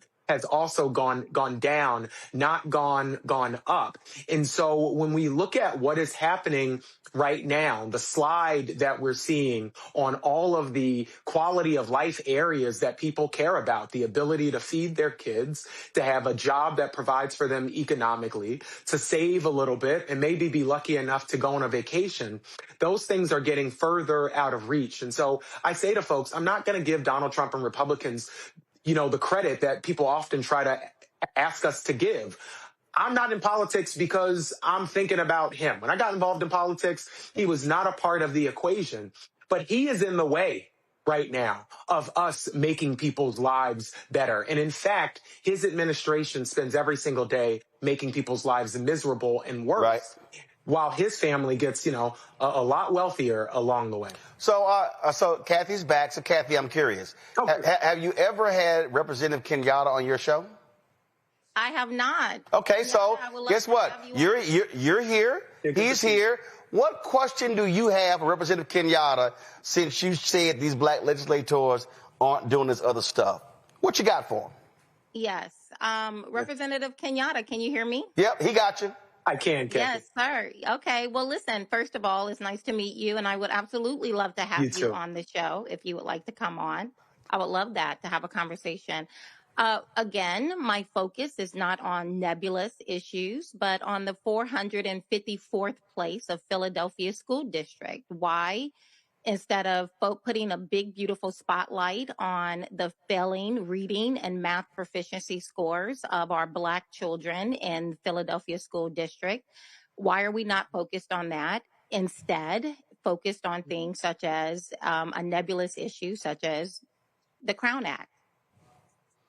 Well, let me say this. First of all, I'm glad that you came back and happy to talk to you. Well, I got booted off. No young person. No. Okay, no, not a problem. But I'm happy you're here, nevertheless. Okay. But none of our young people and no person in Pennsylvania should have to be treated differently for the way that their hair grows out of their heads. If you agree with me on that simple proposition, then you will agree that what we did was the right thing. And we weren't passing the Crown Act in contrast or in spite of addressing the other issues that matter. We're dealing with these issues in tandem because we can walk and chew gum at the same time. As it relates to our young people, we need to be very clear. None of our kids are failures. And when we talk about the statistics that you talk about with reading, math, science, whichever statistics you want to use, with those reflect our kids. And we need to be all committed to doing everything we can to change outcomes outcomes for them. And that's what this caucus has been committed to do. Let me tell you what we have done. As was just mentioned, let me just finish. Hold on. He's going to finish. I'm going to let you ask a follow-up. He's going to finish. I'm going to let you ask a follow-up. Malcolm, continue. We mentioned this before. So I won't tarry on the point because we mentioned it before, but I don't know whether you heard it, Kathy, so I just want to highlight it. We have just, over the last 2 budgets, invested just under $1 billion into our kids, just in Philadelphia School District alone. Why did we do that? Because for decades, Philadelphia schools were not adequately funded. That is my belief, but it's not just Malcolm Kenyatta's belief. The Commonwealth Court and actually a pretty conservative judge looked at this issue, looked at this case about school funding that was brought by parents in Philadelphia who were worried that their kids were not getting the same quality of education as other students across Pennsylvania. That case took years and years and years, and what the Commonwealth Court ultimately said was that Pennsylvania was not doing what we are required to do by our Constitution, which is to provide an equitable education, a thorough and efficient education. We weren't doing that. And so we are now doing what should have been done decades ago to invest in our schools, and we're going to continue to do that. Yes, thank you. Let me ask you, because you mentioned something that I say quite often, that we need to learn how to walk and chew gum. But the reality is we're not walking and chewing gum at the exact same time. So, for example, in doing a compare and contrast of the Crown Act, it affected, if you're looking at the numbers, 916 people. There are 1.4 million Black people in the state of Pennsylvania. But we put a lot of energy and a lot of effort and a lot of time to pass a bill that's essentially a rounding error on the number of people that it impacts. And then we run around screaming, look, we did it. What did we actually do? And so, again, I would love to be able to walk and chew gum. Let's pass the Crown Act and let's do something for our children. But the reality is we're not focused on the things that actually make real improvements. So, for example, in Philadelphia, the largest district in the state, only about 1 in 5 kids are on grade level in math, and about 1 in 3 in reading. And the district ranks 454th out of 499 on math proficiency. This is not something that just happened yesterday. This has been for the last 15 years, and it's only sliding backwards. It's not improving. So allow me to ask you, will you support school choice? Hold on one second. Hold on one second. Children and their money and put their children in schools that will succeed. Hold on 1 second. Before he answers that, because I believe in fact-checking, you talked about how we got to walk and chew gum at the same time. And you basically said by passing the Crown Act, we're not doing both. Well, I just pulled this up. And the question was, how many bills were passed in 2025 by the Pennsylvania legislature? No, because you said walk and chew gum. It says, hold on, wait. It says right here, budget measures, healthcare expansions, PTSD coverage, modernization of CPA exam rules, ongoing discussions around cannabis legalization, tax relief for homeowners, part of the new budget, key areas of focus, maternal health, first responders. It walks through a number of things. And so what I don't understand is when you act like there were no other bills passed this year but the Crown Act, when Representative Kenyatta is sitting right here. I think he can attest as a sitting lawmaker that they did a little bit more in 2025 beyond passing the Crown Act. Correct, Representative Kenyatta? Roland. Hold on 1 second. Hold on, Kathy. I want him to answer the question. He's going to answer my question. No. Okay, Kathy. No, Kathy, I hear you. No, Kathy, I want to help you. First of all, Kathy, he's going to answer your question, but pump your brakes, because you're talking to the co-founder of School Choice is the Black Choice. So he going to answer your question, but he going to still address that they have been walking and chewing gum at the same time. Representative Kenyatta, go ahead. So you're absolutely right. This is one bill and a whole host of legislation that we have been able to pass in a bipartisan way. And why do I keep saying that? It's not to say that we don't have serious disagreements across the aisle, as we usually say. But what this House leadership has been able to do under the leadership of Speaker Joanna McClinton is to find ways to get to yes and to find ways for us to advance a whole host of issues, the Crown Act being one of them. You said a number of things, many of which were actually not factually accurate. So I just want to push back on some of those, and I'm not sure where you're getting these numbers from. It's not correct. Let me just finish because you're not sure what statistics I'm talking about yet. But let me give them to you. It is not correct to suggest that only 1 in 5 of our young people is proficient in. I'm not sure if you said reading or math. That's not correct. And actually, under Superintendent Watlington, we have actually seen some of the most pronounced improvements in terms of reading and math proficiency. And when you look at that data, you cannot have a conversation about reading and math proficiency without talking about the real impact that the COVID pandemic had in terms of learning loss for our young people. And we've seen marked improvement in our young people as it relates to reading proficiency, math proficiency, and I'm proud of those young people, and I'm proud of our educators, and I'm proud of the school district, which continues to work on these issues, because you're absolutely right. There is nothing, in my view, that's more important than giving all of our kids the opportunity to start their lives, to open that small business. I used to work at the Chamber of Commerce of Greater Philadelphia, where I supported small business owners every single day when I worked there prior to coming to the legislature. That's not really possible if you don't get a high quality education. So there is no debate or disagreement from us on ensuring that all of our kids get a high quality education. What I disagree on, the premise of your question, is this idea that us passing the Crown Act means that we have somehow forgotten about the need to invest in all of our kids and in all of our schools. I'm going to continue to do that. I've been a strong supporter of investing in our public schools. I'm going to continue to be a strong supporter of investing in our public schools. But I want to be clear, in the 181st District, we have parochial schools, we have public charters, we have traditional brick and mortar public schools, we have all of the different sort of educational choices that you referenced that a young person could want. And what I want to see is that every single place a young person is, that it has multiple things, that it has educators that give a damn about them, that it has caring adults who are taking care of them and caring about the whole child, and that we are ensuring that those educators have all the resources they need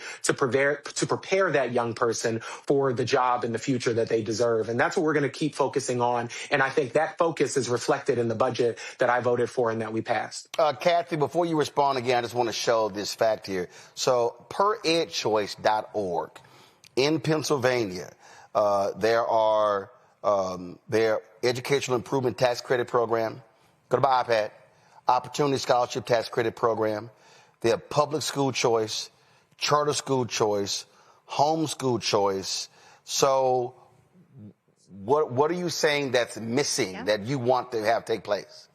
Yes. Thank you so much, Roland, and thank you also, Kenyatta. I appreciate you speaking or responding. But my question was, do you support school choice? School choice in that, and Kenyatta will understand exactly what I mean, that a child's tax dollars, that tax dollars travel with the child, allowing the parent who is in a particular zip code that is not faring well for their child, that parent has the ability to take those particular dollars and take their child to a school that is successful and that child can actually do well. And the numbers that I'm looking at, Kenyatta, comes from the latest PSSA. And as you know, it is tracking the performance of our children. And as of right now, in Philadelphia, 1 in 5 kids are on grade level in math and about 1 in 3 in reading.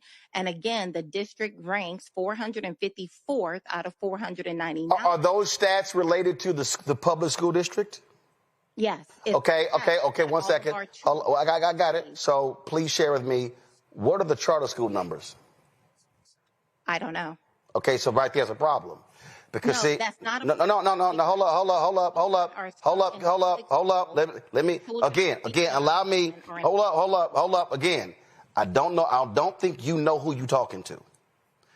I don't think you know who you're talking to. Please inform me. Because I have been in Philadelphia holding town halls on school choice. And I live in Philly. No, I'm trying to tell you, I've been in Philly. I've been in New York.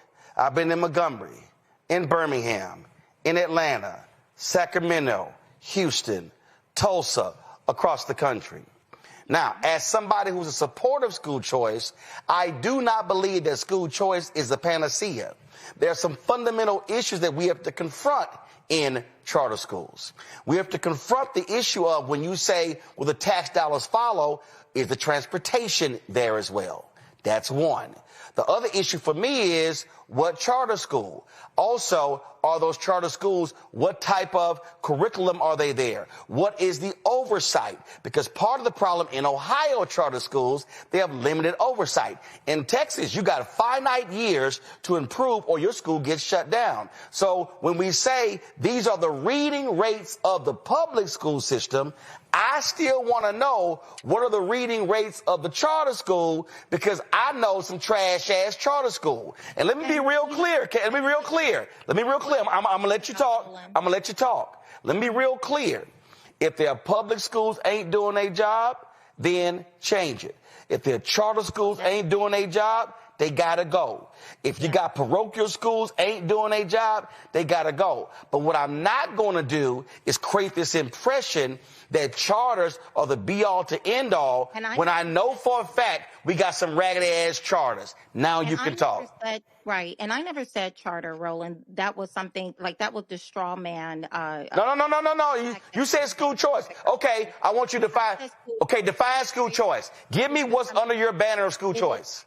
Homeschool. I homeschooled both of my. Okay, got it. Homeschool. What else? As well as private schools, Catholic schools. There are a number of opportunities. Okay, so here's the question. Hold on, Cal. I got to ask you a question. So you want public dollars. If a person want to put their person in private school, here's my question. Are the private schools, are they creating additional seats? Yes, because it's called capitalism. But here's the No, they're not.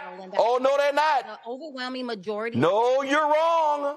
The overwhelming majority of black students who are in the Philadelphia school district, they are trapped in that school district. And as someone who grew up on a pig farm in southern Alabama, below the bottom rung of the economic ladder, I grew up in a home with no insulation. Kathy, I get all that. An outhouse and a well on the side. I understand that the thing that allowed me to create a different life for myself is education. Kathy, let me ask you a question.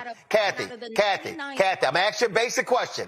Kathy, I'm going to ask you a basic, hold up. Kathy, I want data. No, Kathy, I want data. How many private schools are there in Philadelphia? No, Kathy, I'm going to ask you a basic question. How many private schools are there in Philadelphia?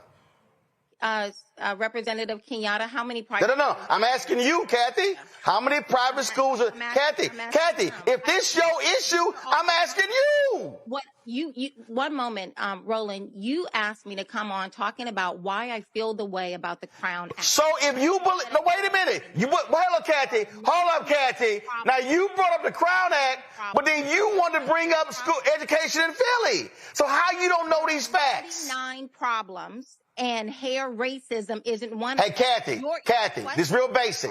Kathy, this is real basic. If you were trying to tell Representative Kenyatta you support school choice and you want money to go to private schools, I'm asking you, Kathy, I'm asking you, one, how many private schools are in Philadelphia? 2, I want to know, hold up, Kathy. 2, I want to know how many available seats are in the private schools. The reason I'm asking you that, because when they were talking about school choice in Texas, you know what they said? We can send our kids to private schools. In the entire state of Texas, there were 30,000 private seats.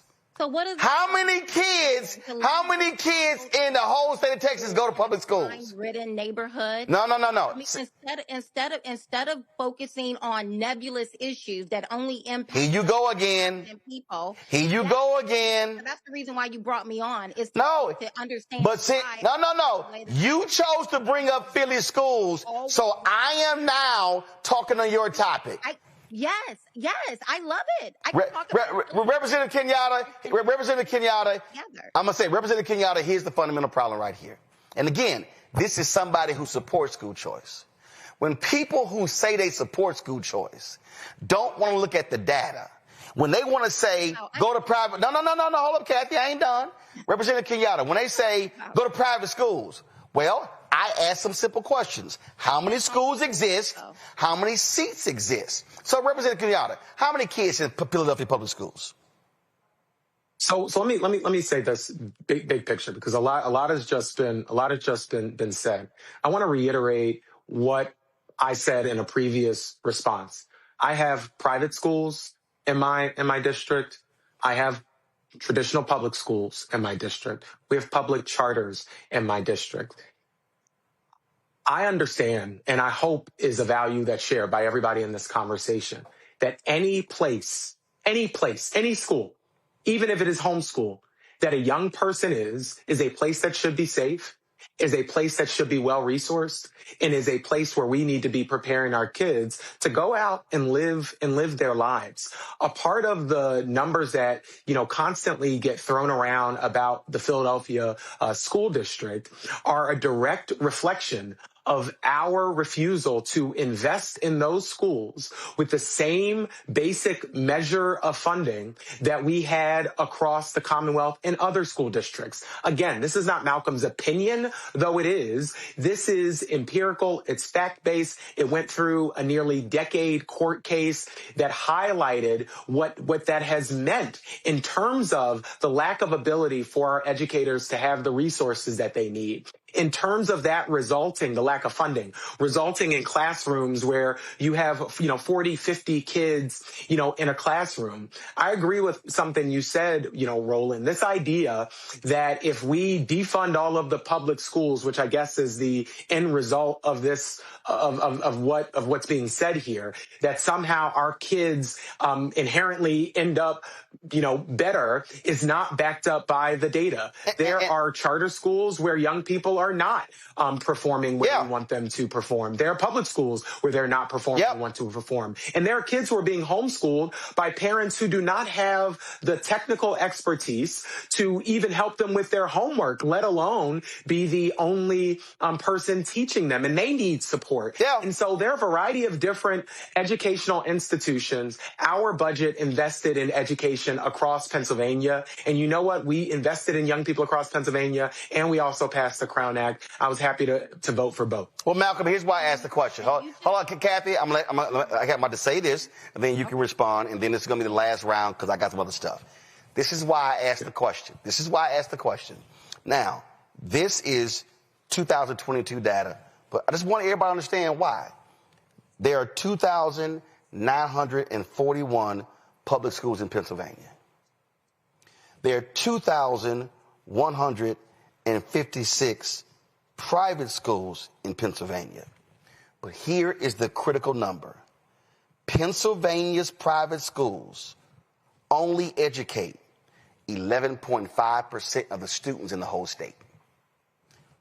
Now again, 2,941 public schools, 2,156 private schools.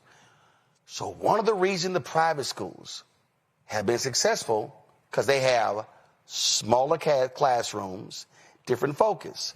The point that I am making, Kathy, as a school choice supporter, there are not enough seats, and they are not going to open more seats because they want to remain small and inclusive and exclusive. So when we're talking about this notion here, what we have to recognize is that this idea, and you're talking to somebody who is for 8 years has hosted the Friendship Public Charter School Teacher of the Year program in D.C. So I know this whole thing. The problem when we talk about school choice, you have to also look at the data to say how many high-performing charter schools exist, how many mid-performing charter schools exist, and how many low-performing charter schools exist. And so I know this deal. It's not this notion that they're just so great and wonderful. There are some trash-ass charter schools. Period, point blank. And I want them out of business. So we have to have a education system that is balanced. We're going to have public, we're going to have private, we're going to have home, we're going to have parochial, we're going to have all of that. But this notion that school choice is the savior, it's not factual. Kathy, make your final comment. Yes. Representative Kenyatta, make the final comment, and then I'm going to a break. Roland, thank you so much. Listen, bravo to the both of you, because you have just proved my point. We have very real, large, systemic issues that we need to be putting all of our attention on. There's only so much time, so much breath, so much attention span. And bravo to the both of you for making my point. We have very real issues that impact more than 1,000 people. And we can do a lot. We can do it all at the same time, Kathy. For the opportunity. Kathy, we can do it all at the same time. Thank you for proving my point. But we can do it. Kathy, your point wasn't proven because Representative Kenyatta literally laid out a litany of things that they've done. That needs to be. And they did all that stuff and the Crown Act. Representative Kenyatta, final comment. And yet our children. Representative Kenyatta, final comment. Well, I'll tell you this, when we vote on the House floor, we press a little button that says yes or no. It took me less than a second to press yes for the Crown Act because I believe fundamentally that no person should be treated differently because of how their hair grows out of their heads. As it relates to education, I think every single one of our kids deserves a high quality education. We need to be investing in our public schools, which we have for decades disinvested in, which have led to those exploding class sizes, educators who don't have the resources and supports that they need, and parents who are on their last leg. This Democratic majority in the House has done that. We've invested in our schools. We've taken on the issues of discrimination. We've put money back in the pockets of Pennsylvanians, and we've done it in many instances in a bipartisan way, including getting bipartisan support for the Crown Act and bipartisan support for the budget. I was happy to vote for both, and I look forward to continuing that work for the 181st District and across Pennsylvania, frankly. Representative Malcolm Kenyatta, Kathy Burnett, we appreciate it. Thanks a bunch. Win Cooney, I want to go to you. Win Cooney, the point is very simple. We can do more than one thing at one time. Yeah, we absolutely can, and we have to. I think this was a really energetic and lively debate. But the fact of the matter is that I would never want to be persecuted or prosecuted for the way that I look, the way that my hair looks. And I think that that's Black people's hope all throughout the United States of America. And I know that, State Senator Kenyatta would agree with that.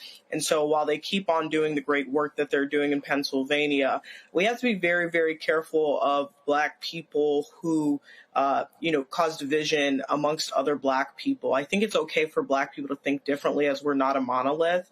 But I think what's not okay is saying that one particular mindset or view is dumb just because you don't agree with it. Whether the bill took a minute or, 3 years to pass, I think it's fundamental that students that were being discriminated against and people that are being discriminated against based on their appearance, that's something that has to be quashed out unequivocally. So I think that the Crown Act being passed is something that's amazing, particularly in this time where DEI is being rolled back.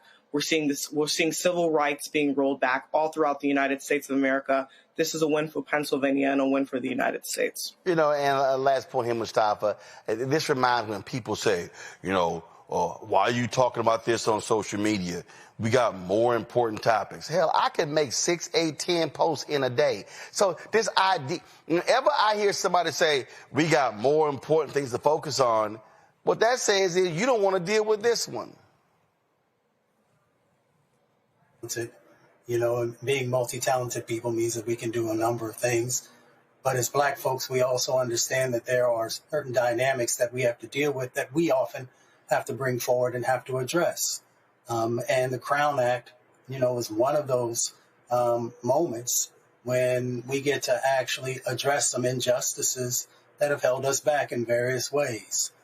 So, maybe one of these days, Black folks will learn to come together.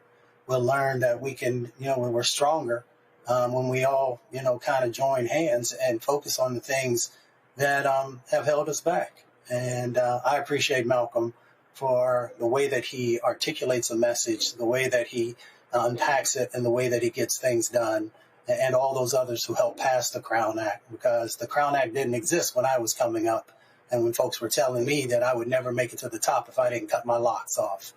So I would never want another young brother or sister to ever have to deal with that, nor should they. Absolutely. And again, I told y'all, we deal in facts here. So when you say something that ain't factual, you're going to have to deal with it. Short break. We come back. Headlines. You're watching Roland Martin Unfiltered on the Black Stud Network. If in this country right now, you have people get up in the morning and the only thing they can think about is how many people they can hurt, and they got the power, that's the time for mourning. For better or worse, what makes America special, it's that legal system that's supposed to protect minorities from the tyranny of the majority. We are at a point of a moral emergency. We must raise a voice of outrage. We must raise a voice of compassion. And we must raise a voice of unity. We are not in a crisis of party versus party. We are in a crisis of civilization, a human rights crisis, and a crisis of democracy itself. And guess what? You've been chosen to make sure that those that would destroy, those that would hate, don't have the final say, and they don't ultimately win. Hey, what's up, everybody? It's Godfrey, the funniest dude on the planet. And you're watching Roland Martin Unfiltered.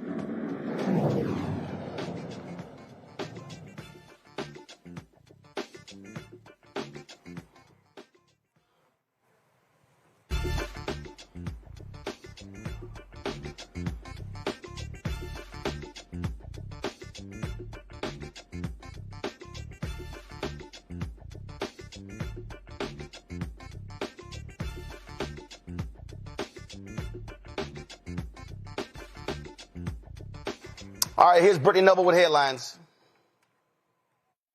Well, Roland, in Virginia, families and the NAACP are in court opposing the reinstatement of Confederate names on 2 public schools. The lawsuit challenges the Shenandoah County School Board's 2024 decision to restore the names of Stonewall Jackson High School and Ashby Lee Elementary School. Plaintiffs say the move creates a discriminatory environment for Black students and violates their First and 14th Amendment rights. They will present evidence and testimony showing how the names impact students' learning environment and sense of safety. Well, 12 former FBI agents who were fired after kneeling during the 2020 protests in Washington are now suing to get their jobs back. They say their decision to take a knee on June 4th, days after the murder of George Floyd, has been wrongly treated as a political expression. According to the lawsuit, the agents were outnumbered, lacked proper protective gear, and knelt to diffuse rising tension. Beyond reinstatement, the lawsuit seeks a ruling that their firings were unconstitutional, along with back pay, monetary damages, and the removal of all termination records from their files. And Harvard University is facing a new federal complaint over a scholarship program limited to students of color. The Equal Protection Project alleges the Union Scholars Summer Program, which offers stipends and need-based assistance, is explicitly race-restricted and violates Title VI, which bars federally funded institutions from discriminating based on race. Organizers describe the program as an internship for students of color committed to social justice and workers' rights. Applications for the next cycle are open through February of next year. The complaint comes as the convict-in-chief continues threatening to cut off billions in federal research funding unless Harvard dismantles its DEI and race-based programs. We'll have more for you on Roland Martin Unfiltered after this break.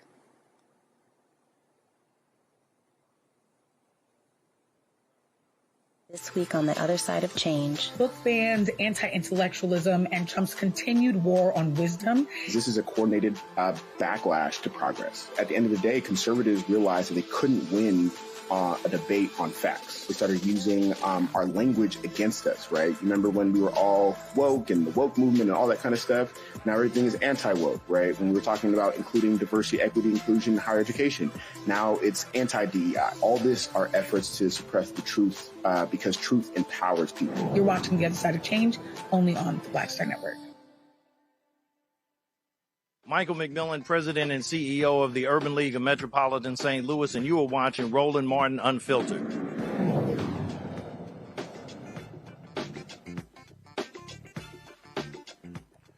Folks, it's sad news. One of our HBCUs, one student is dead. Another person is critical condition at Kentucky State University.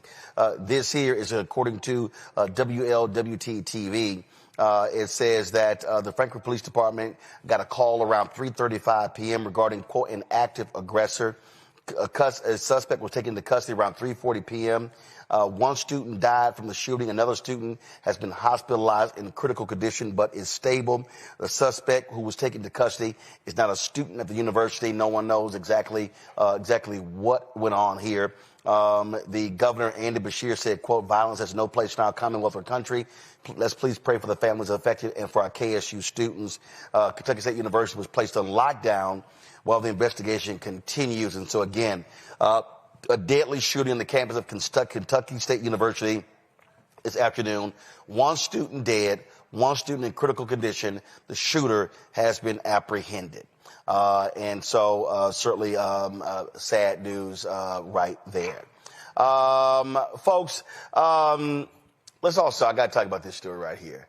And first of all, it's a whole lot that's going on and just a lot of crazy stuff that's happening. Let's talk about California. Another case of working while black. A San Francisco environment worker. Y'all, this is a city worker. Said, but he was just doing his job, walking in a trailer park, when this white racist followed him as he was walking in the truck and called him a criminal. Check this out.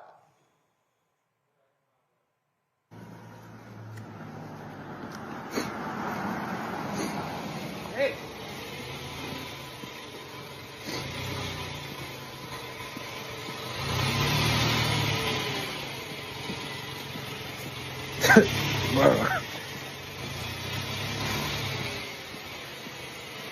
Dude, there's been burglaries in here, and you're making people paranoid. Get the fuck out of here.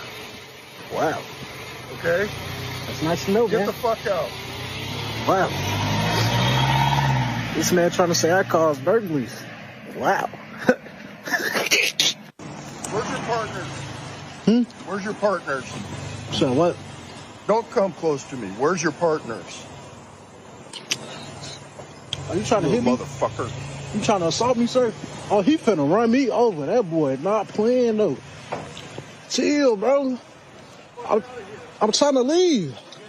Could I go, bro? You gonna run me over, gang?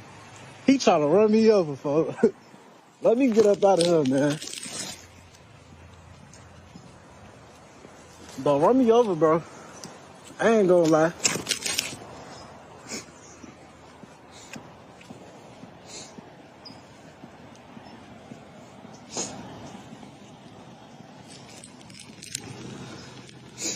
Another guy who's coming me off the property. Leave the property. Bro, this is comedy to me, folks. I ain't gonna lie. I'm trying to get up out of here, folks. They got 2 trucks following me. They ready to lynch me.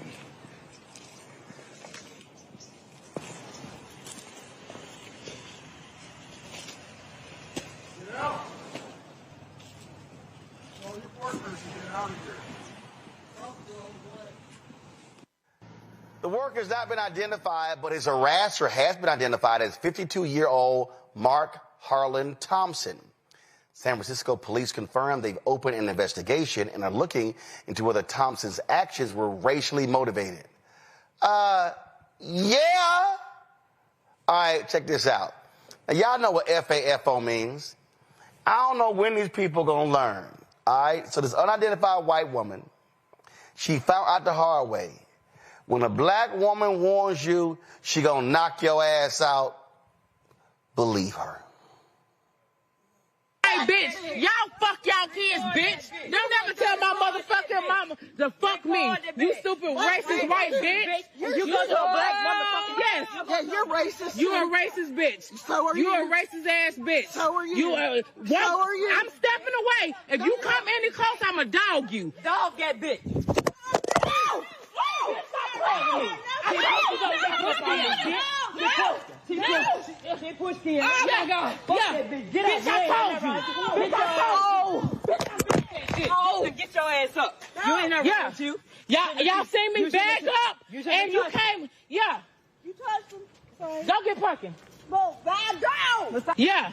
And I could get on you right now and dog your ass, but I ain't gonna do it. I told you don't walk up to me. Get that ass up. Get your ass up. Come help your friend get her ass up. Go in there and get my thing now, baby girl. Bitch, dumb games, you win dumb prizes. Dumb bitch. Tired of you fucking with us. Yeah. Keep fucking with us. That's what's up. Yeah. Fuck happened. Yeah. Get your ass up. Yeah. Talk all that shit. Get your ass shit wrong with you. Bitch, I told you stop fucking with us. Did you even make contact with her? She probably just fell back. She fell back on her own goddamn. Yeah. Ain't nobody say shit to that. Ain't nobody hit that bitch. I got it on motherfucking video. Bitch, I bagged up. I said, do not walk any more closer into my space. Come and help us, because we can't touch her. She fell back on her own shit, bitch. Get up. Get out of your shit. White bitch, you a racist.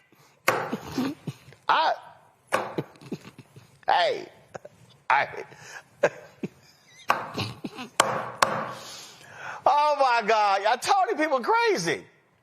Okay, white woman in Wisconsin cusses out, shouts the N-word. Her name is Crystal Wilsey, hollering, I'm a racist. This happened right here. Y'all seen it all on social media. Turn the iPad up. And so she acted a fool, shooting him the finger. Come on, go to my iPad. Me to throw water on you? I am racist. So idiot, for and real. You are an idiot. No, I'm not. racist, and I'll say that to the whole entire world. Don't be disrespectful. You ruined your life, by the way. Oh, you talk about respect? You talking about respect? You are fired from this place, man. You're not gonna be working here. Suck what? Look how you talking about ugliness? Did I stutter? You're the ugliest person I ever seen in my life. Good. No, we're not. No, we're not. No, we're not. Because you know damn well you're a That's fucking respect. So let me explain to y'all what happened. The racists, so they started to GoFundMe. The racists have raised $110,000 for her. Oh, but by the way, this is the same Crystal Wilsey who was charged with endangering a child 3 times. Then she said that she had a colored child, so folks assumed the child was black. No, the child had a skin condition that darkened their skin. But it's amazing to listen to all of these racists who defend her. I'm just going to play a little bit of this. Listen to this white man with his 5-minute video saying that, we just tired of y'all hitting us with white guilt. I'm talking about white people just being totally, I'm done. I'm saying what's on my mind. White people in this country have been pressured and guilted and lied about to an extreme that is best seen on a Cinnabon video. We'll get to that in a second. But think about how many times you've heard that as a white person, you are privileged. You have white privilege, and that you're a racist, and that you're a nationalist, and that you're a Nazi. You can only take that language so many times until you sit and say, I'm going to fight back. There's only so many times you could be punched in the face until you put up a defense, and that defense is a hard offense. Let me take you to the Cinnabon video in case you haven't seen it. I want to let you know you're going to end up that white woman got knocked down that damn street. What was crazy when Cooney, these folks, they don't call me a racist. Don't act like one. Don't call me a white supremacist. Don't act like one. Don't call me a Nazi. Don't vote for one. I mean, Roland, what you just showed in these 3 videos has shown that obviously America has a racial problem, right? We're seeing extremely racially charged behavior. But what infuriated me about the first video, which was the video out in California, is that young man was wearing identification, right? He was wearing his name badge, he was wearing his city uniform. So there was no reason for him to be accosted by that man in the pickup truck. And I think it actually proves a salient point to what we were talking about earlier, right, Roland? This is why things like the Crown Act are important. One of the reasons why that young man was profiled was because he had locks, right? And anybody that with eyes can see that. And so it's extremely frustrating when people get online and say, we don't need things like the Crown Act. Black and brown people are being discriminated against every single day because of how they look. And that video exemplifies that. So that's extremely, extremely frustrating. The second video, I'm still in tears about. It's actually just, she's still sleeping right now. I'm sure of it. But, like you said, FAFO. And, we have to continue to be vigilant, but it is extremely scary. It shows you the tide of America that, people are raising hundreds of thousands of dollars to support people who are openly proclaiming their bigotry. It's really, really scary times we're in, Roland. Well, the thing here is that black folk are just trying to do their job. And the thing is, we have seen black FedEx workers, black UPS workers. So it don't matter you even have a uniform. You could be driving the FedEx truck. We had some robberies. You're going to get out of our neighborhood. That's how these fools are. Ahmaud Arbery is dead because 3 white men accused him of robbery when he was jogging. This is the reality of being black in America, Mustafa.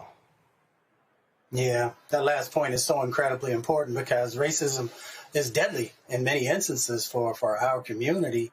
You can be jogging, going into an abandoned house that other people have went in, or, I can't remember exactly how the house was set up, but he wasn't the first one who went in there and then ended up dead because folks felt that they had the right to be able to do that. So we have to understand, how serious this is, how deadly serious these situations can get into.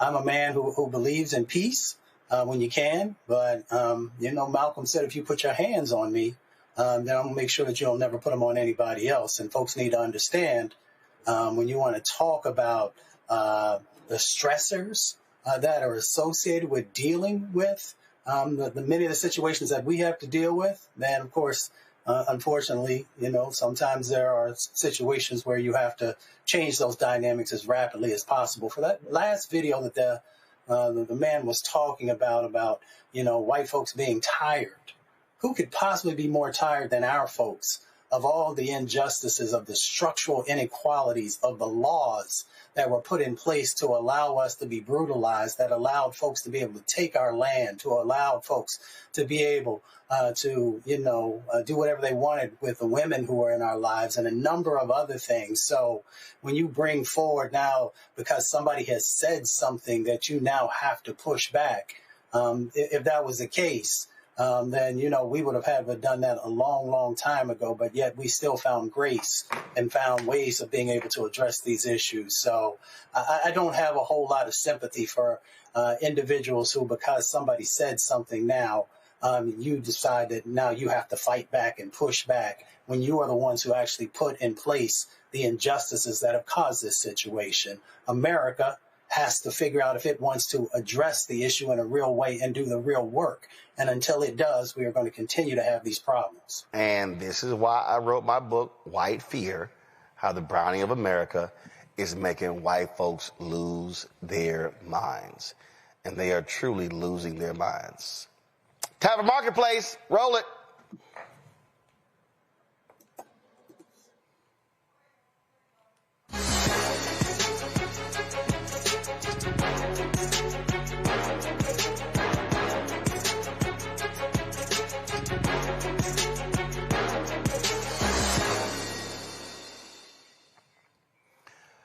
All right, folks, y'all know America is all about whiteness. When little black kids go to stores and they see dolls don't look like them, they say, what's up? Well, many black children express their wishes for dolls with the same skin tone or curly hair. Mother-daughter duo Ivana and Zoe Oli created beautiful curly me dolls, books, and other merchandise to inspire confidence in our youth. Zoe joins us now from Atlanta. Hey, Zoe. Hi. All right, what kicked this off? What started this? Well, it really all started when I was 6 years old. As you mentioned, I had confidence issues and I did not like my hair. So one day I came home from school and I asked my mom why my hair wasn't straight or pretty like my classmates. And that led to her getting me a black doll, but I noticed the doll also had straight hair and I wanted dolls with curls and braids. So when I went back to the stores and could not find any, I decided I wanted to make my own, and Beautiful Curly Me was born. Oh, cool. So, so take us through. I got 3 of the dolls right here, got 3 of the dolls right here. And you're right. When you see these dolls, they got long, silky hair, and you like, nah, I need to see a fro. I need to see some curls. Yes, exactly. That's Bella you're holding. You can wash and style her hair. And it was so important to me to make dolls that reflect not only me, but the world around us. Absolutely here. So what we got here? So what's this one called? That's Bella. Bella? Mm-hmm. Okay. All right, cool. Now we got, let's see here. Who we got here? We got Black Doc. We have Vinta. Yes, she is a young scientist, mathematician, and she's all about helping young girls to explore their passions. Okay. All right, then. And see, let's see here. And this is the Madam VP doll? Yes, it is based off of VP Kamala Harris to help young girls know that we can be and do anything, including the next vice president. And this on the back, this is a selfie you took with the vice president. Yes, I got to meet her earlier this year. It was amazing. So we made the doll inspired after her. Gotcha. Now, have you sent her one of these dolls? Yes, we have. Okay. Now, when did y'all start the company? So how long have y'all been producing dolls? I started my company when I was 7 and I'm 13 now. So it's going on 6 years now. And we're really all about inspiring confidence in young girls through the dolls that you see there and books and empowering puzzles. All right. So y'all have the dolls. What else do y'all have? We have books that I've written, like Beautiful Curly Me here, and other journals. I have empowering puzzles, and we have a girls club, a girls leadership club, and for every doll that is bought on my website or in stores, we give one to a young girl in need in an underserved community. All right, cool. Questions from my panel. Win Cooney, you first. I'm super inspired by the work you're doing. It's so exciting to see a young Black woman following her dreams. What's the most exciting thing you have coming up with the sale of the dolls this year in the year 2026? We're seeing so many different people run for office, like Congresswoman Jasmine Crockett. Any plans to expand what we see with the vice presidential line into other political figures? Yes, definitely. The Madam VP doll is the first of our Inspire Her collection. So we're working on making sure that young girls are represented in every single area in politics and just making sure we are getting that representation. So definitely. And thank you. Mustafa.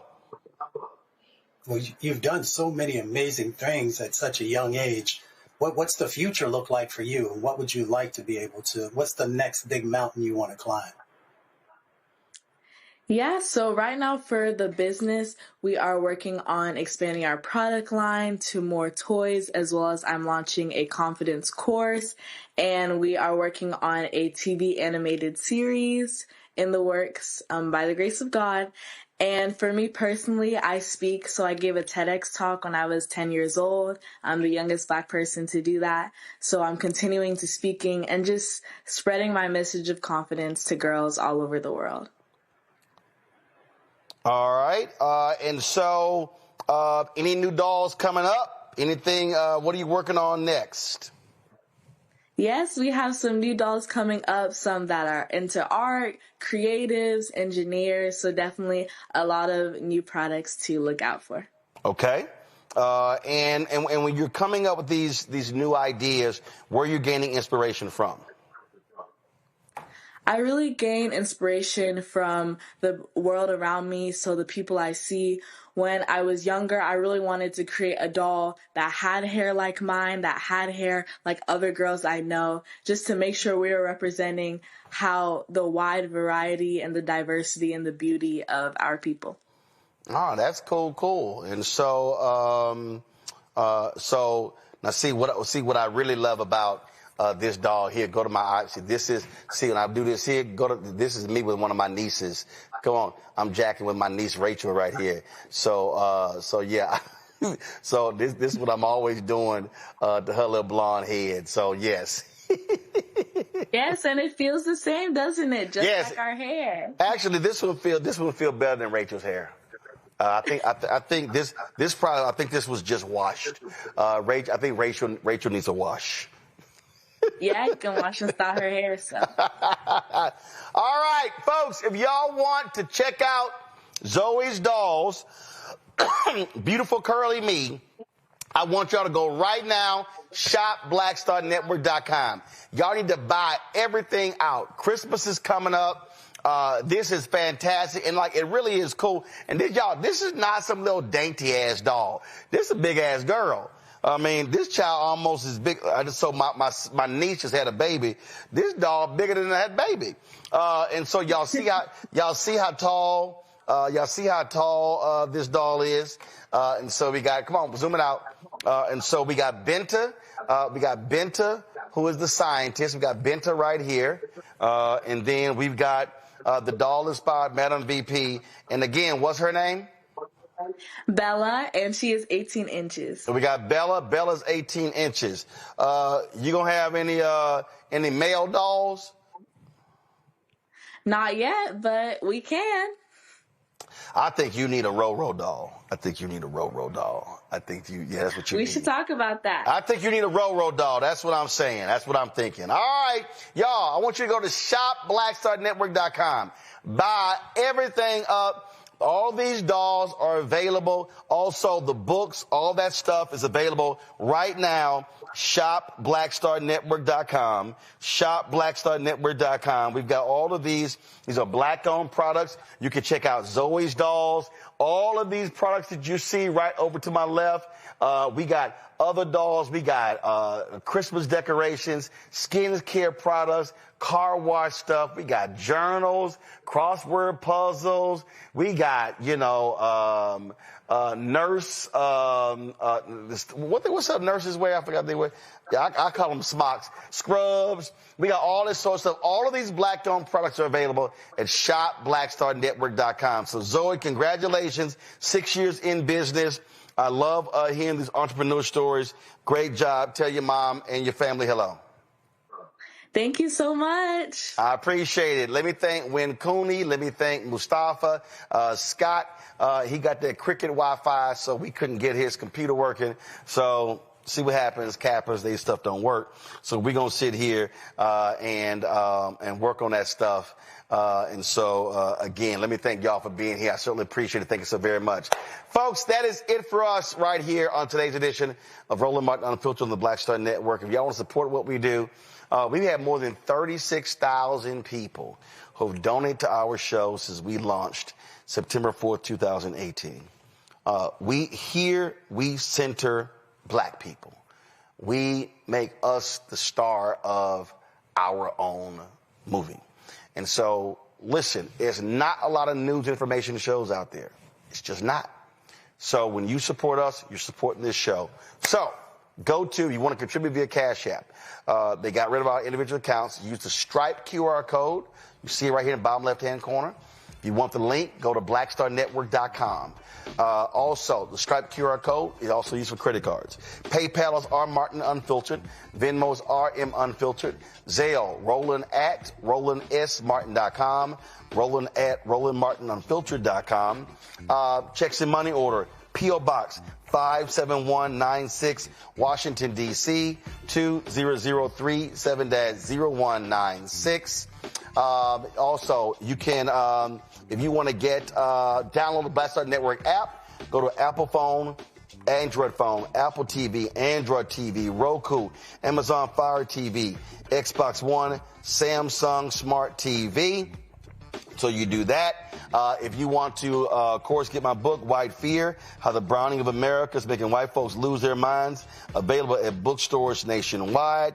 You can also get that, and you can, of course, get the audible version that I read as well. So check that out and get that. And then if you want to, of course, get our Roland Martin Unfiltered Black Star Network swag, please do so by going to shopblackstarnetwork.com. Shopblackstarnetwork.com. Y'all can get the swag, and y'all can check all of that out. So be sure to get the swag.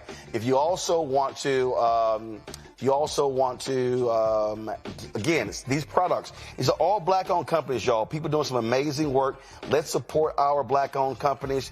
They are hiring our people. They are investing in our community. They're doing these things. So when you go to shopblackstarnetwork.com, all these products you see are black-owned products. And so please support.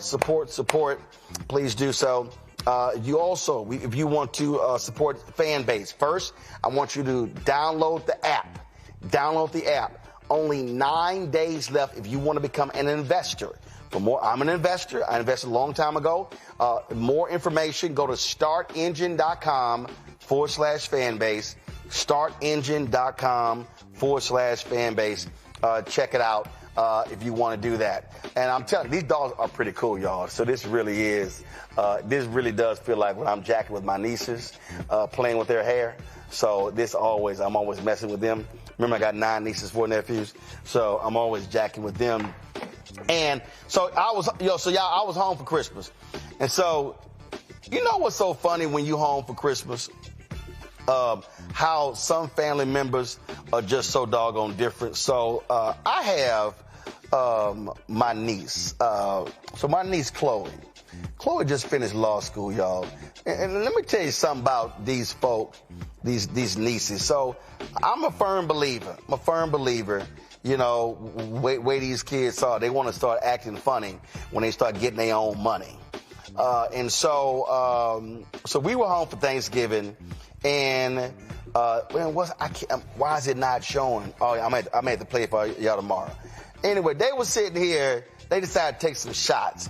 And Chloe was so cheap, she ain't bringing enough alcohol for everybody else. Now, y'all know I don't drink at all. So I had to call her out.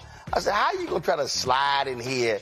I said, with barely any alcohol, so they little small, little plastic cups. So I had to bust her out. So I'm going to show y'all the video tomorrow when I had to bust out my niece, Chloe.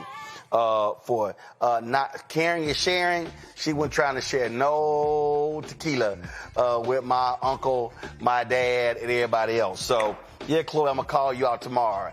You done graduated law school. Now you're making your own money.